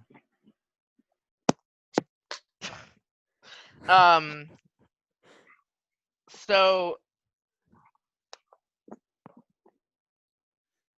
how do I describe this guy? It's not as bad as Fitzpatrick. It's actually it's actually a really reasonable one. He is arguably he's one of the gutsiest quarterbacks in the league. Plays through injury well. Has had some big moments. Really should be more popular than he is. Is also one of my favorite quarterbacks in the league. He's the man, the myth, the legend, Matthew Stafford. Woo! Stafford. Matt Stafford. Yeah, boy. We were really impressed with him last year. Give us your reasoning, Brandon. I will just quote from this Sports Philadelphia ranking list. But they basically say everything that I believe about him.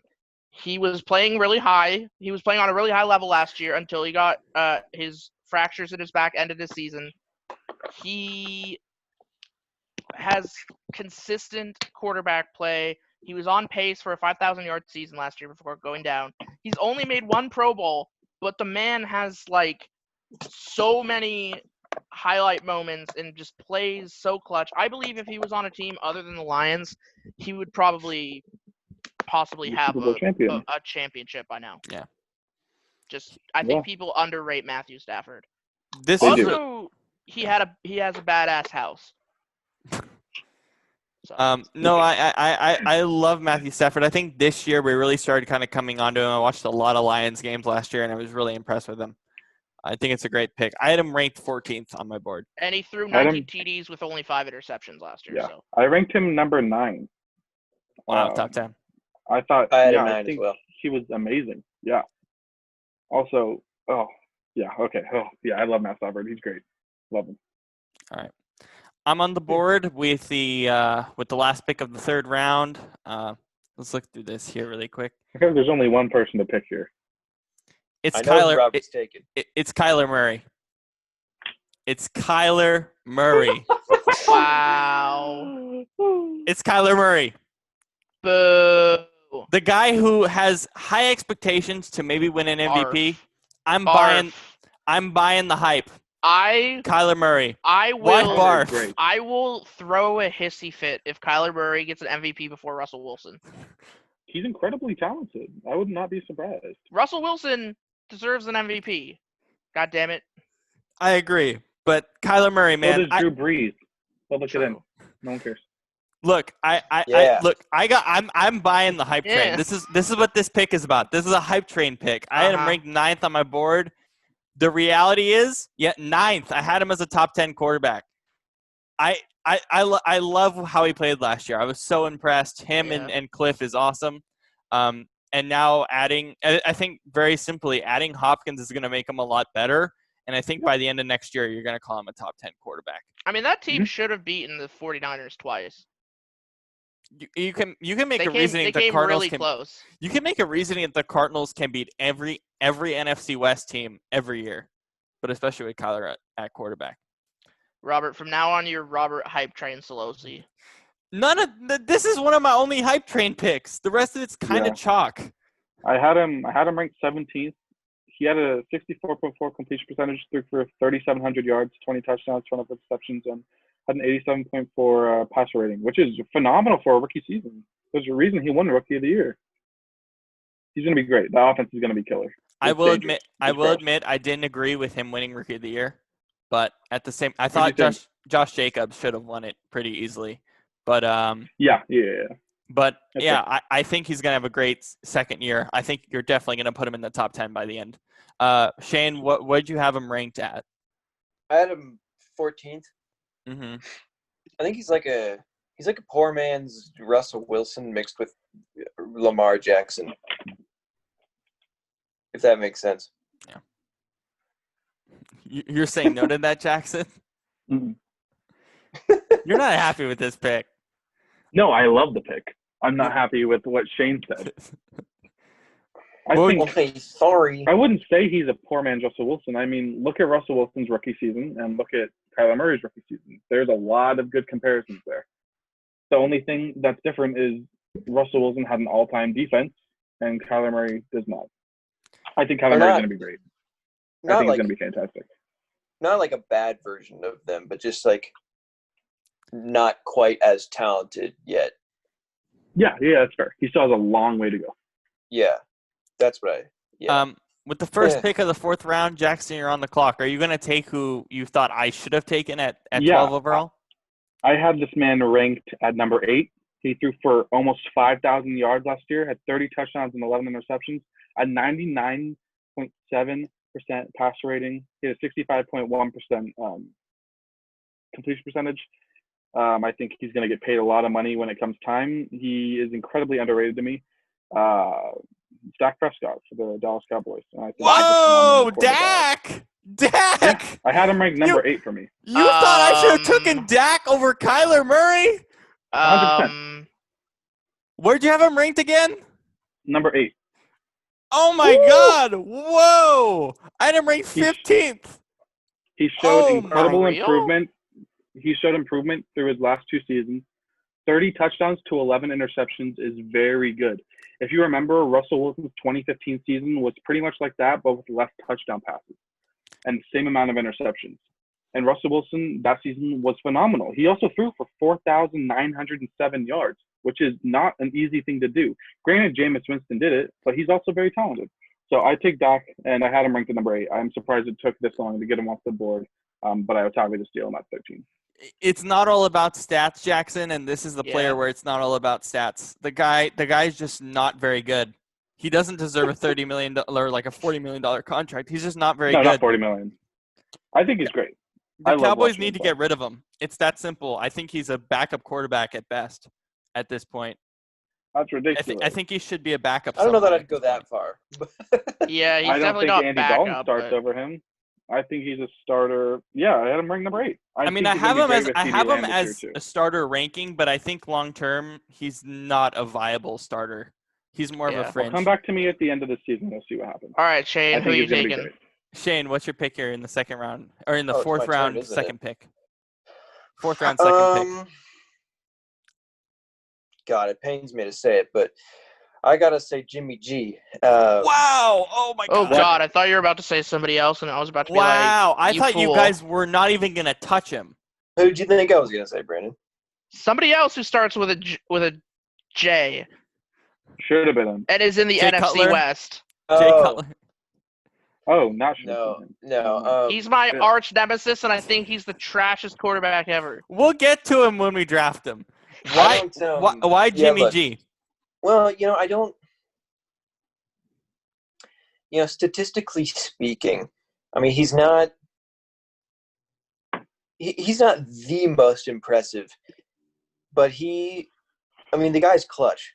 You look at the Niners when they play with and without him. I mean, it's like night and day. If we're going purely off of statistics, I'd say he's probably like probably like the middle of the road, to be honest. But he just has that extra competitive edge to him and this just ability to win and get it done when he needs to. Now, there is the Super Bowl, which, you could say, well, what about that? Okay, yeah, but that was against Patrick Mahomes, and look how good he is, obviously. So, that's a little different in my opinion, but yeah, no, I would say I'd say Jimmy G for me. At what pick is this now? 14th. 13? 14th. 14. Look, the reality is I had him at 11, but I didn't think you guys would touch him. I really didn't think you guys would touch him at all. I didn't think I would either. Jackson, are you surprised by the selection? It's actually not too far off where I had him ranked. I had him ranked number 16. He had a really good completion percentage last year, higher than Russell Wilson, higher than Patrick Mahomes, higher than Wentz, higher than Lamar, higher than Aaron Rodgers. The only person who has a higher one that's been taken off the board that I can see right now is Drew Brees with 74.3%. I don't think he's clutch. I think he misses a lot of big-time throws. And I don't think he's a leader in his locker room. I don't think his teammates trust him as much as they need to. I think he has the ability to be really good. Not great, but really good. I also see him having a worse year this year than he had last year. I think teams beat themselves when they get scared by the defense more than Jimmy G beats other teams when they play them. But I still had him ranked 16. I think he's a fine quarterback. Not the best, not the worst, but I had him right in the middle. Brandon, you're on the clock. Man,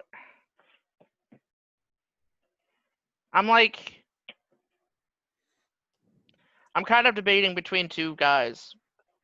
And I think neither one of them, I believe, either of y'all would take.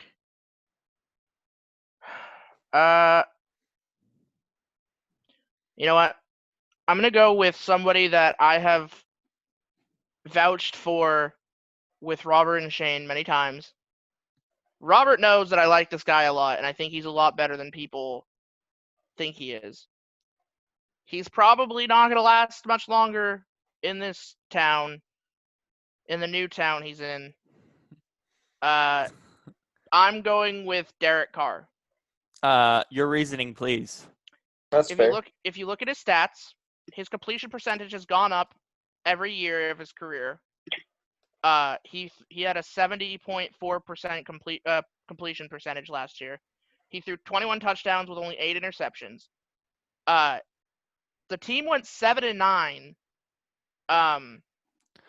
which is an increase from the last 2 years before. I think he's really starting to come into his own as a leader. Also, his yards have increased every year. His stats are only going up, and I think he's only getting better.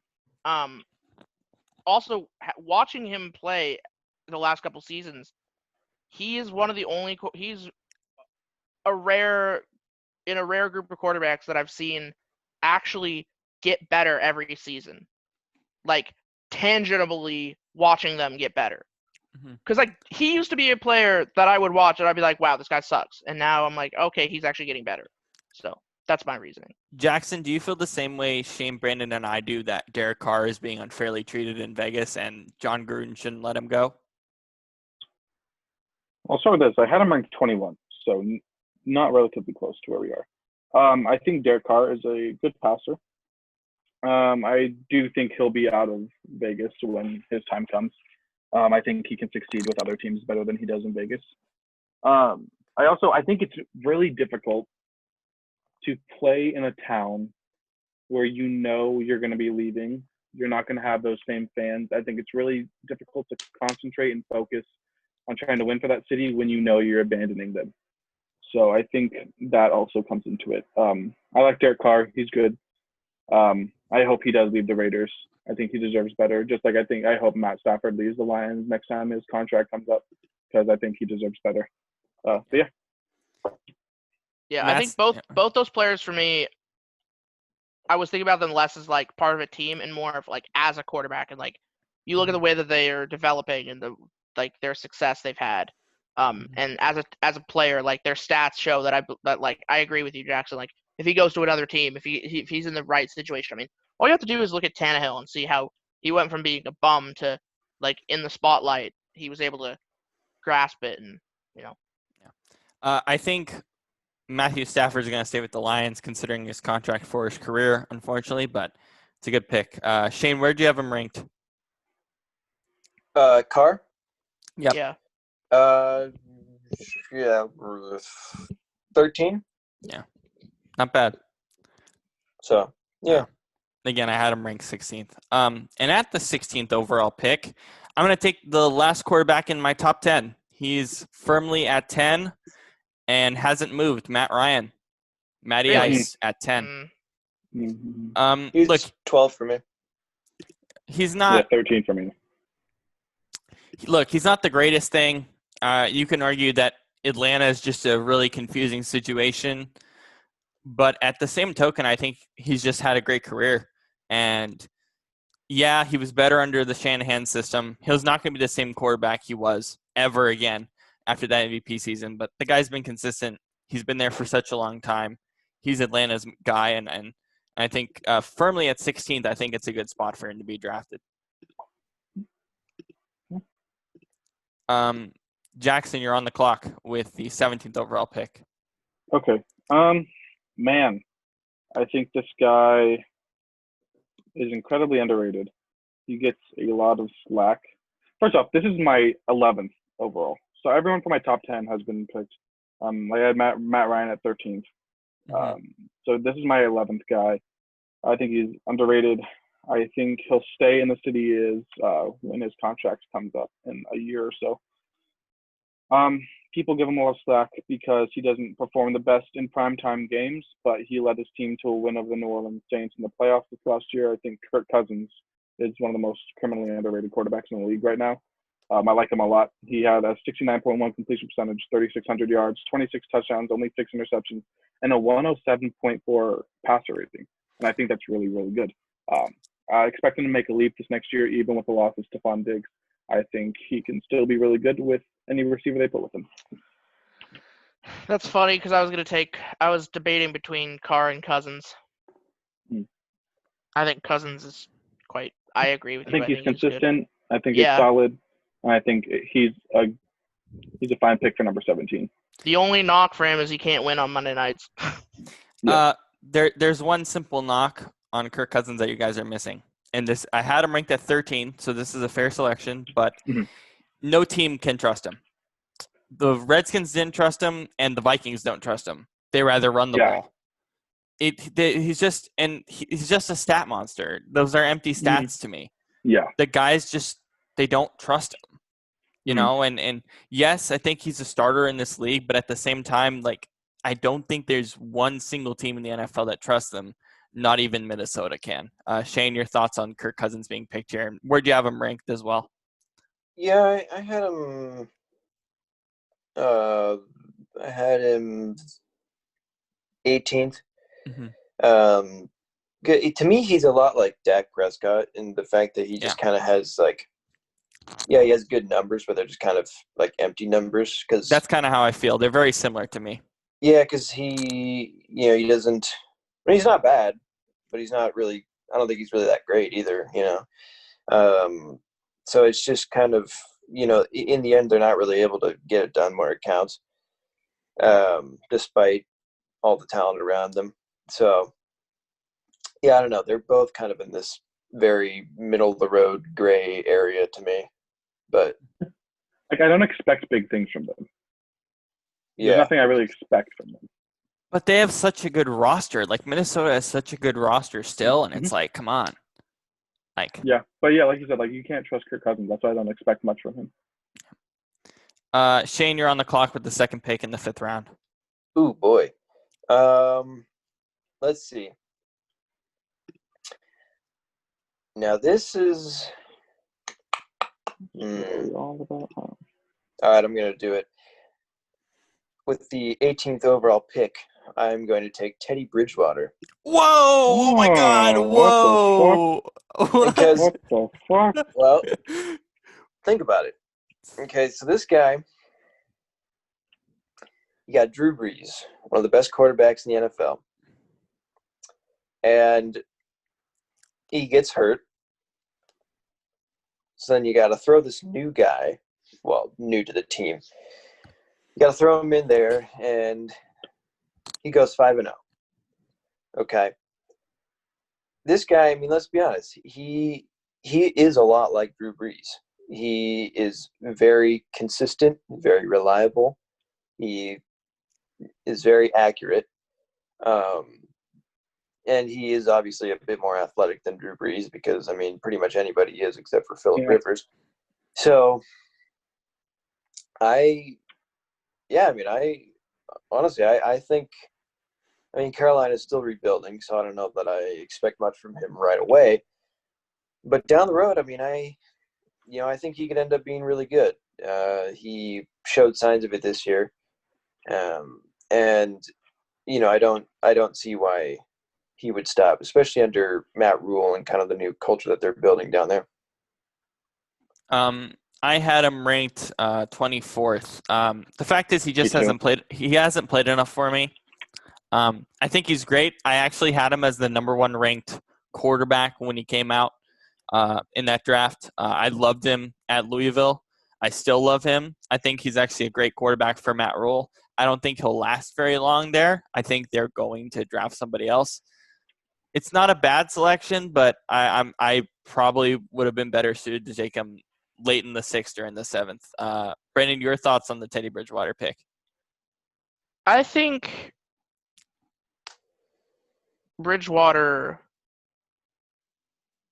he's fine at the pick. I just don't know what to think about him really because he hasn't had the chance to play all that much. So, I don't know. Jackson, do you feel the same way? Actually, Shane, go ahead. When you say that you don't feel right picking him early because he hasn't played enough, well, I'm pretty sure he's played more than Kyler Murray, who you had at 9. So that's fair, but the production was more pronounced, and you have to still worry about the injury. You mean? Yeah, and the injury concerns are still there. Jackson, what are your thoughts on the Bridgewater pick? Yeah, I also had him ranked at 24. He had a 4.5 to 1 touchdown interception ratio last year. He had a 99.1 passer rating in the 5 games he played. Threw for almost 1,400 yards, 1,384, 67.9 completion percentage. He's accurate. He's still mobile. He can pass from in the pocket, out of the pocket. He's athletic. I think he can work in Carolina. Yeah, like you said, Robert, I don't think he'll stay there long, but he's a solid pick. I really liked him in Minnesota before he got injured. He does have some small hands. That's the only work and the injuries. But other than that, I like him. Brandon, you're up. Third pick in the 5th round. Oh boy. I feel like all the logical players have been taken. Ryan Fitzpatrick included. Shut up! I don't want to hear it. I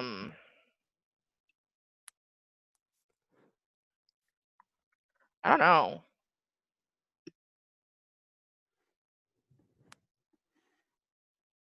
I guess I'd go with Cam Newton, probably.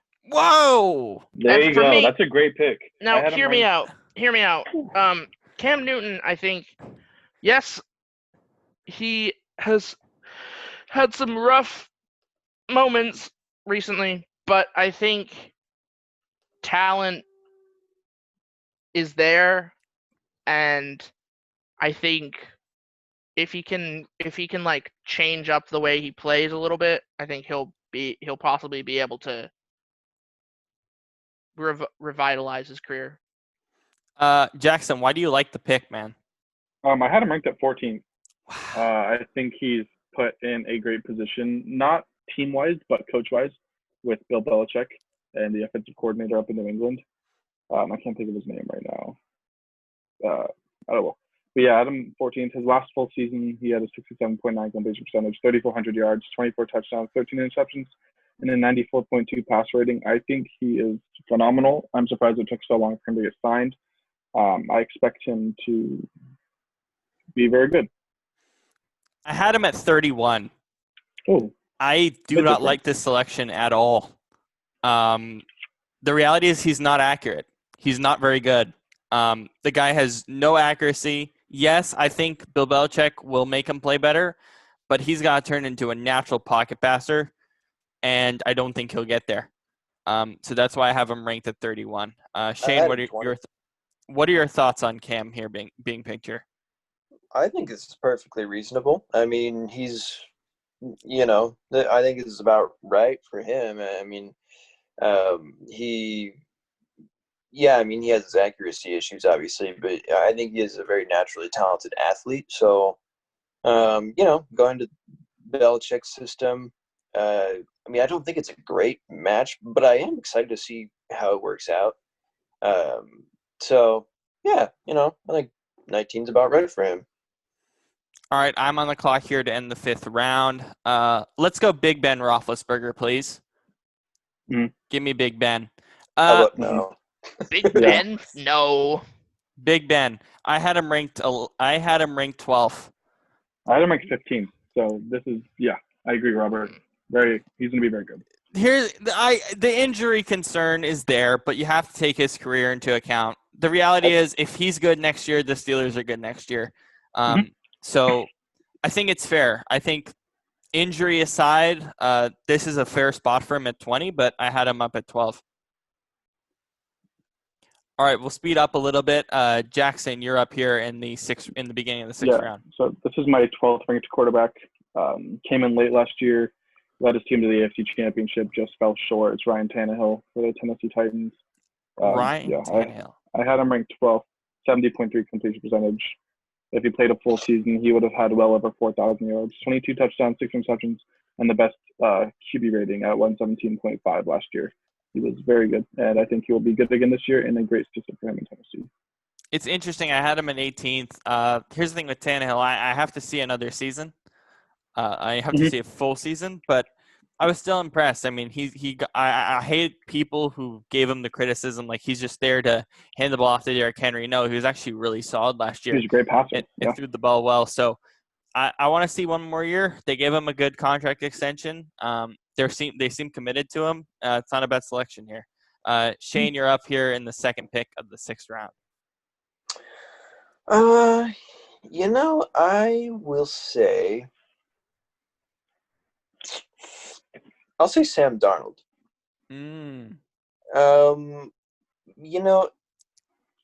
This guy, I think he's, I like his his size and his, just his overall athletic ability. And, I think that, he's not the most accurate quarterback. I think that's definitely something he could work on, but, I think he does overall throw a pretty good ball. I think his decision making needs to be cleaned up a little bit, but when he's healthy and he's playing, you can definitely see the difference that he makes for the Jets. Because quite frankly, they win a lot more when he's playing. Just look at last year. The Jets didn't really have that great of a roster, yet in the games that they had him, he won, what was it, like 7-5 or something like that. So correct me if I'm wrong, but he's still young, obviously, and developing. So I would take him here. Yeah, for some reason I can't find him on my list, but he would be pretty high. I like him. I'm just frustrated with how the Jets have used him in recent years, and that's kind of the main thing there. Brandon, you're up here with the with the third pick in the 6th round.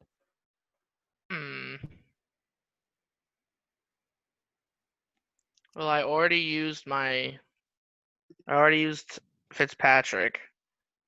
So could have taken him here. Whatever.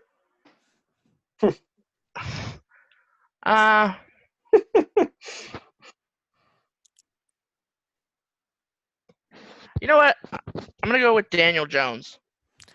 Daniel Jones. I had him ranked 21. I think he's shown bursts of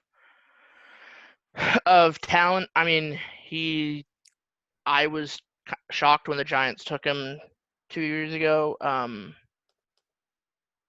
He's played pretty well as himself stat-wise. He's been pretty good. Yeah, I've been impressed with him in his career. We're all shocked by the pick, but he's definitely been impressive. People need to watch out for him for sure. Let's see. I'm on the clock at the 24th overall pick. Let's see where I'm at. So, Jared Goff, please. Give me Goff. You laugh, but he's a starter. He sucks. He's deservedly a starter. Terrible. He's not like Dak or Kirk Cousins. A puppet. He's not. I'll say it again. He's I a know puppet. that you feel that way. I think he's still solid. He definitely needs to work on the playbook a little bit more. But hey, he got a team to a Super Bowl. He deserves credit for that, and that's enough for me to take him here. Jax, you're on the clock with the with the first pick of the 7th round. Yeah, sure. So I'm gonna take my man, 33 touchdowns, 30 interceptions. Jameis Winston. I take him here at 25. He had LASIK eye surgery. He literally could not see his players when he was passing the ball. He's arguably around the greatest passer of all time in Drew Brees. He's going to get to sit behind him and learn. I think he has a chance to be good later on in his career. He'll certainly have a shot too. I don't know, but definitely the Saints love having a nice backup there. That starter capable, and that's one of the things I like about the Saints front office. Shane, you're up with the 2nd pick of the 7th round.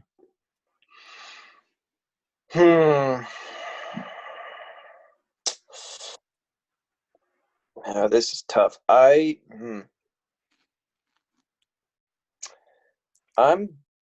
gonna say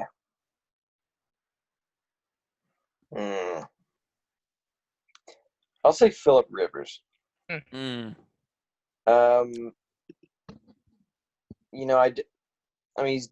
guy's definitely past his prime, and he probably only has a year or two left. But if you look at his numbers, he still threw 4,600 yards, 66% completion rate, which is pretty good. If you get him, I don't know what exactly happened last year, with the Chargers. But, I think he can be productive still if you get him in the right system. So, yeah, I'll take him for that reason. All right, Brandon, you're on the clock. Well, this is a man who needs no introduction. Minshew Mania. Oh, yeah. Gardner Minshew. Oh, That's a good pick. Gardner 21 Minshew. touchdowns, 6 interceptions in his limited time playing. 60% completion rate, 3,271 yards in only 1, 2, 3, 4, 5 games. It's pretty good. Yeah, he had a case for Rookie of the Year at some point there. I think he's a fringe quarterback.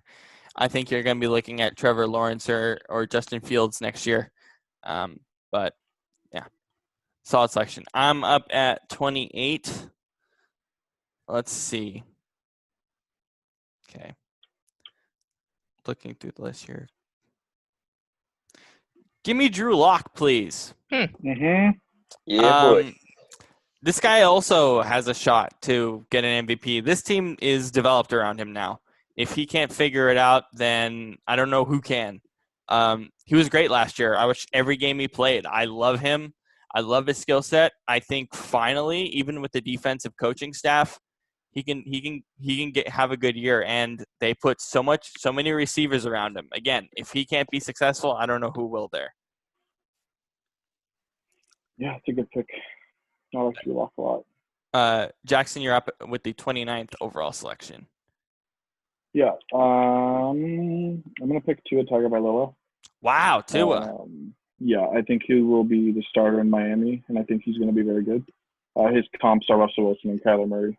He's fast. He can pass out of the pocket, in the pocket. He has a lot of awareness when he's there. He throws a good deep ball. He's fairly accurate from what I saw in college. The injuries do concern me, but I mean, what can you do? So I like him at number 29. Round 8, second pick. Shane, you're on the clock. I'm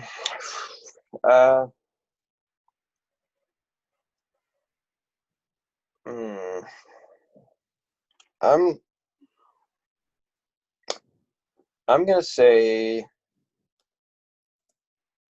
there's so many options here, but I'll say Nick Foles. Nice selection.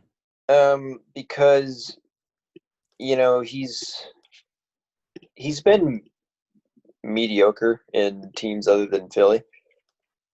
But I think if you can exploit what it was that makes him so good there, and you get a really dangerous quarterback, and of course that is a very situational thing, of course. So, you don't know if that will happen with you. But, when you can get him to be successful, it's like catching lightning in a bottle, So, yeah, I'll say Foles. All right, Yeah. Brandon, you're up with the 31st overall pick. I guess we'll go with Justin Herbert. Herbert. Yeah. What's your reasoning for Herbert? Are you excited for him after coming out of Oregon? I mean, he's either going to be really good or he's going to be a bust. Yeah. That's simply that's all it really is. I mean, yeah. All right. I don't like this guy at all, but I got to take him. Give me the Baker. Give me Baker Mayfield. Yeah, there it is. Yeah. Oh my God, I don't like him. I don't think he's a starter in this league. I think he's a backup. It's not talent, it's maturity. That's why he's so low on my board. I think that's one reason why he's low in this draft. I'm just frustrated by him. And yeah, he makes the end of the 32 starters list, I guess, but begrudgingly, I have to take him here. Jackson, you're up to start round 9. Yeah. So I'm gonna take Jacoby Brissett. I like him a lot. I think he can be a starter somewhere. He wasn't great with the Colts last year, but I think he's capable of it. I had a few quarterbacks above him, but I just had to take him there because I like him. Yeah. Yeah, he's good for the spot for sure. Shane, you're up with the second pick of round 9. I'll say Case Keenum. You look at him, I think, I mean, he has his ups and downs for sure, but, in the end, I mean, he got the Vikings to an NFC title. Granted, there was a really good team around him, but he's still capable of that. So, I like that. I'll take that. All right, Brandon, you're up. I guess I'll take Joe Burrow. Yeah. Rookie quarterback, first overall pick, big expectations on his shoulders, right, Brandon? Yeah, pretty much. And then I'm up here. Let me look through my list. A lot of guys have gone on the board. We're heading the dog days now. Let's see. There's still 2 good QBs I like on here. Give me Dwayne Haskins, please. Not him. I need him to play better. I do. But I think he has a shot to play better. The team around him is terrible, which is a huge reason why he struggled. But towards the tail end or the second half of the season, he played a lot better. I hope he makes a big jump because I do like watching him a lot. Just need to study a little bit more. Yeah. Jackson, you're on the clock to start our final round. Only 4 left. Okay, yeah. 1, 2, 3, 4 left. I'm gonna take Tyrod Taylor here. Tyrod. I think he'll be a good person to have. What's his name coming for? Yeah, he's playing for the Chargers. Yeah, so Justin Herbert. I think he'll be a good teacher for Justin Herbert for the first little part. I think Justin Herbert will obviously take over at some point in the season, but I like Tyrod as a good backup. All right, Shane, we're in the dog days. Final round, second pick. For me, it's between 2 guys. Really? And their names both start with M. Oh. Please take the better one. Yeah, please take the better one. Well, I don't know who that is at this point. But There's such a big gap for me. There's such a massive gap between them two. For me, it's Mariota. Thank you. Thank you. Okay, good. So, yeah, I mean, at least Mariota has shown that he can be productive. He's very inconsistent, obviously. But at least over Trubisky, he is a bit more athletic, and he is a bit more accurate, but yeah. The reality with Mariota is he is John Gruden's guy. He's the highest paid backup in the NFL. Yeah. Somehow Gruden likes him. Brandon, you're on the clock with your final pick. So wait, there's Trubisky and Stidham. I'm taking Stidham. Fuck Trubisky. Wow, I thought dude's a bum. No, I'm taking Stidham. You're taking a guy with literally no experience over Mitch I'll take Trubisky. a guy with no experience over a guy who crashed and burned harder than I've seen a quarterback crash and burn. Shane, I'll start with you. Are you shocked that Mitch Trubisky goes last? A little bit. I'll be honest. I would have gone with Stidham last. He was 40 for me. Mm-hmm. But just because I don't know. I mean, Yeah. I don't know what to expect from him. So, yeah. But, I mean, Trubisky wasn't exactly far behind. Yeah. I'm surprised he was this low. I think I had him up pretty much on the starters list, or Trubisky? I had him right at 32. Yeah, I had him right at 32 on the starters list. Yeah. Wow. Cam Newton right above him. Jackson, are you shocked that he's the last pick, even though he's an Hell NFL no. starter? Hell no. He was at number 40 for me. I had Taysom Hill above him. But honestly, I hate Mr. Trubisky. He's so bad. He sucks. He is ranked 50th so on bad. Pro Football Focus. Nick Foles is going to start for the Chicago Bears. Mitchell Trubisky will ride the bench. He's bad. I'm not surprised he goes last. I had him dead last. He sucks. Yeah. I'm surprised. I thought he would go. I mean, I thought he'd go in this round, but I didn't think he would go last. All right, good draft, guys. Thank you, guys. Thank you, Jackson, for joining us. We'll definitely have you on again. Thank you so much for coming in and doing this draft with us. Thank you, as always, to Shane and Brandon. Good show this week. A little bit longer, but it was really fun. So have a great weekend, you guys. And we'll see you all next week.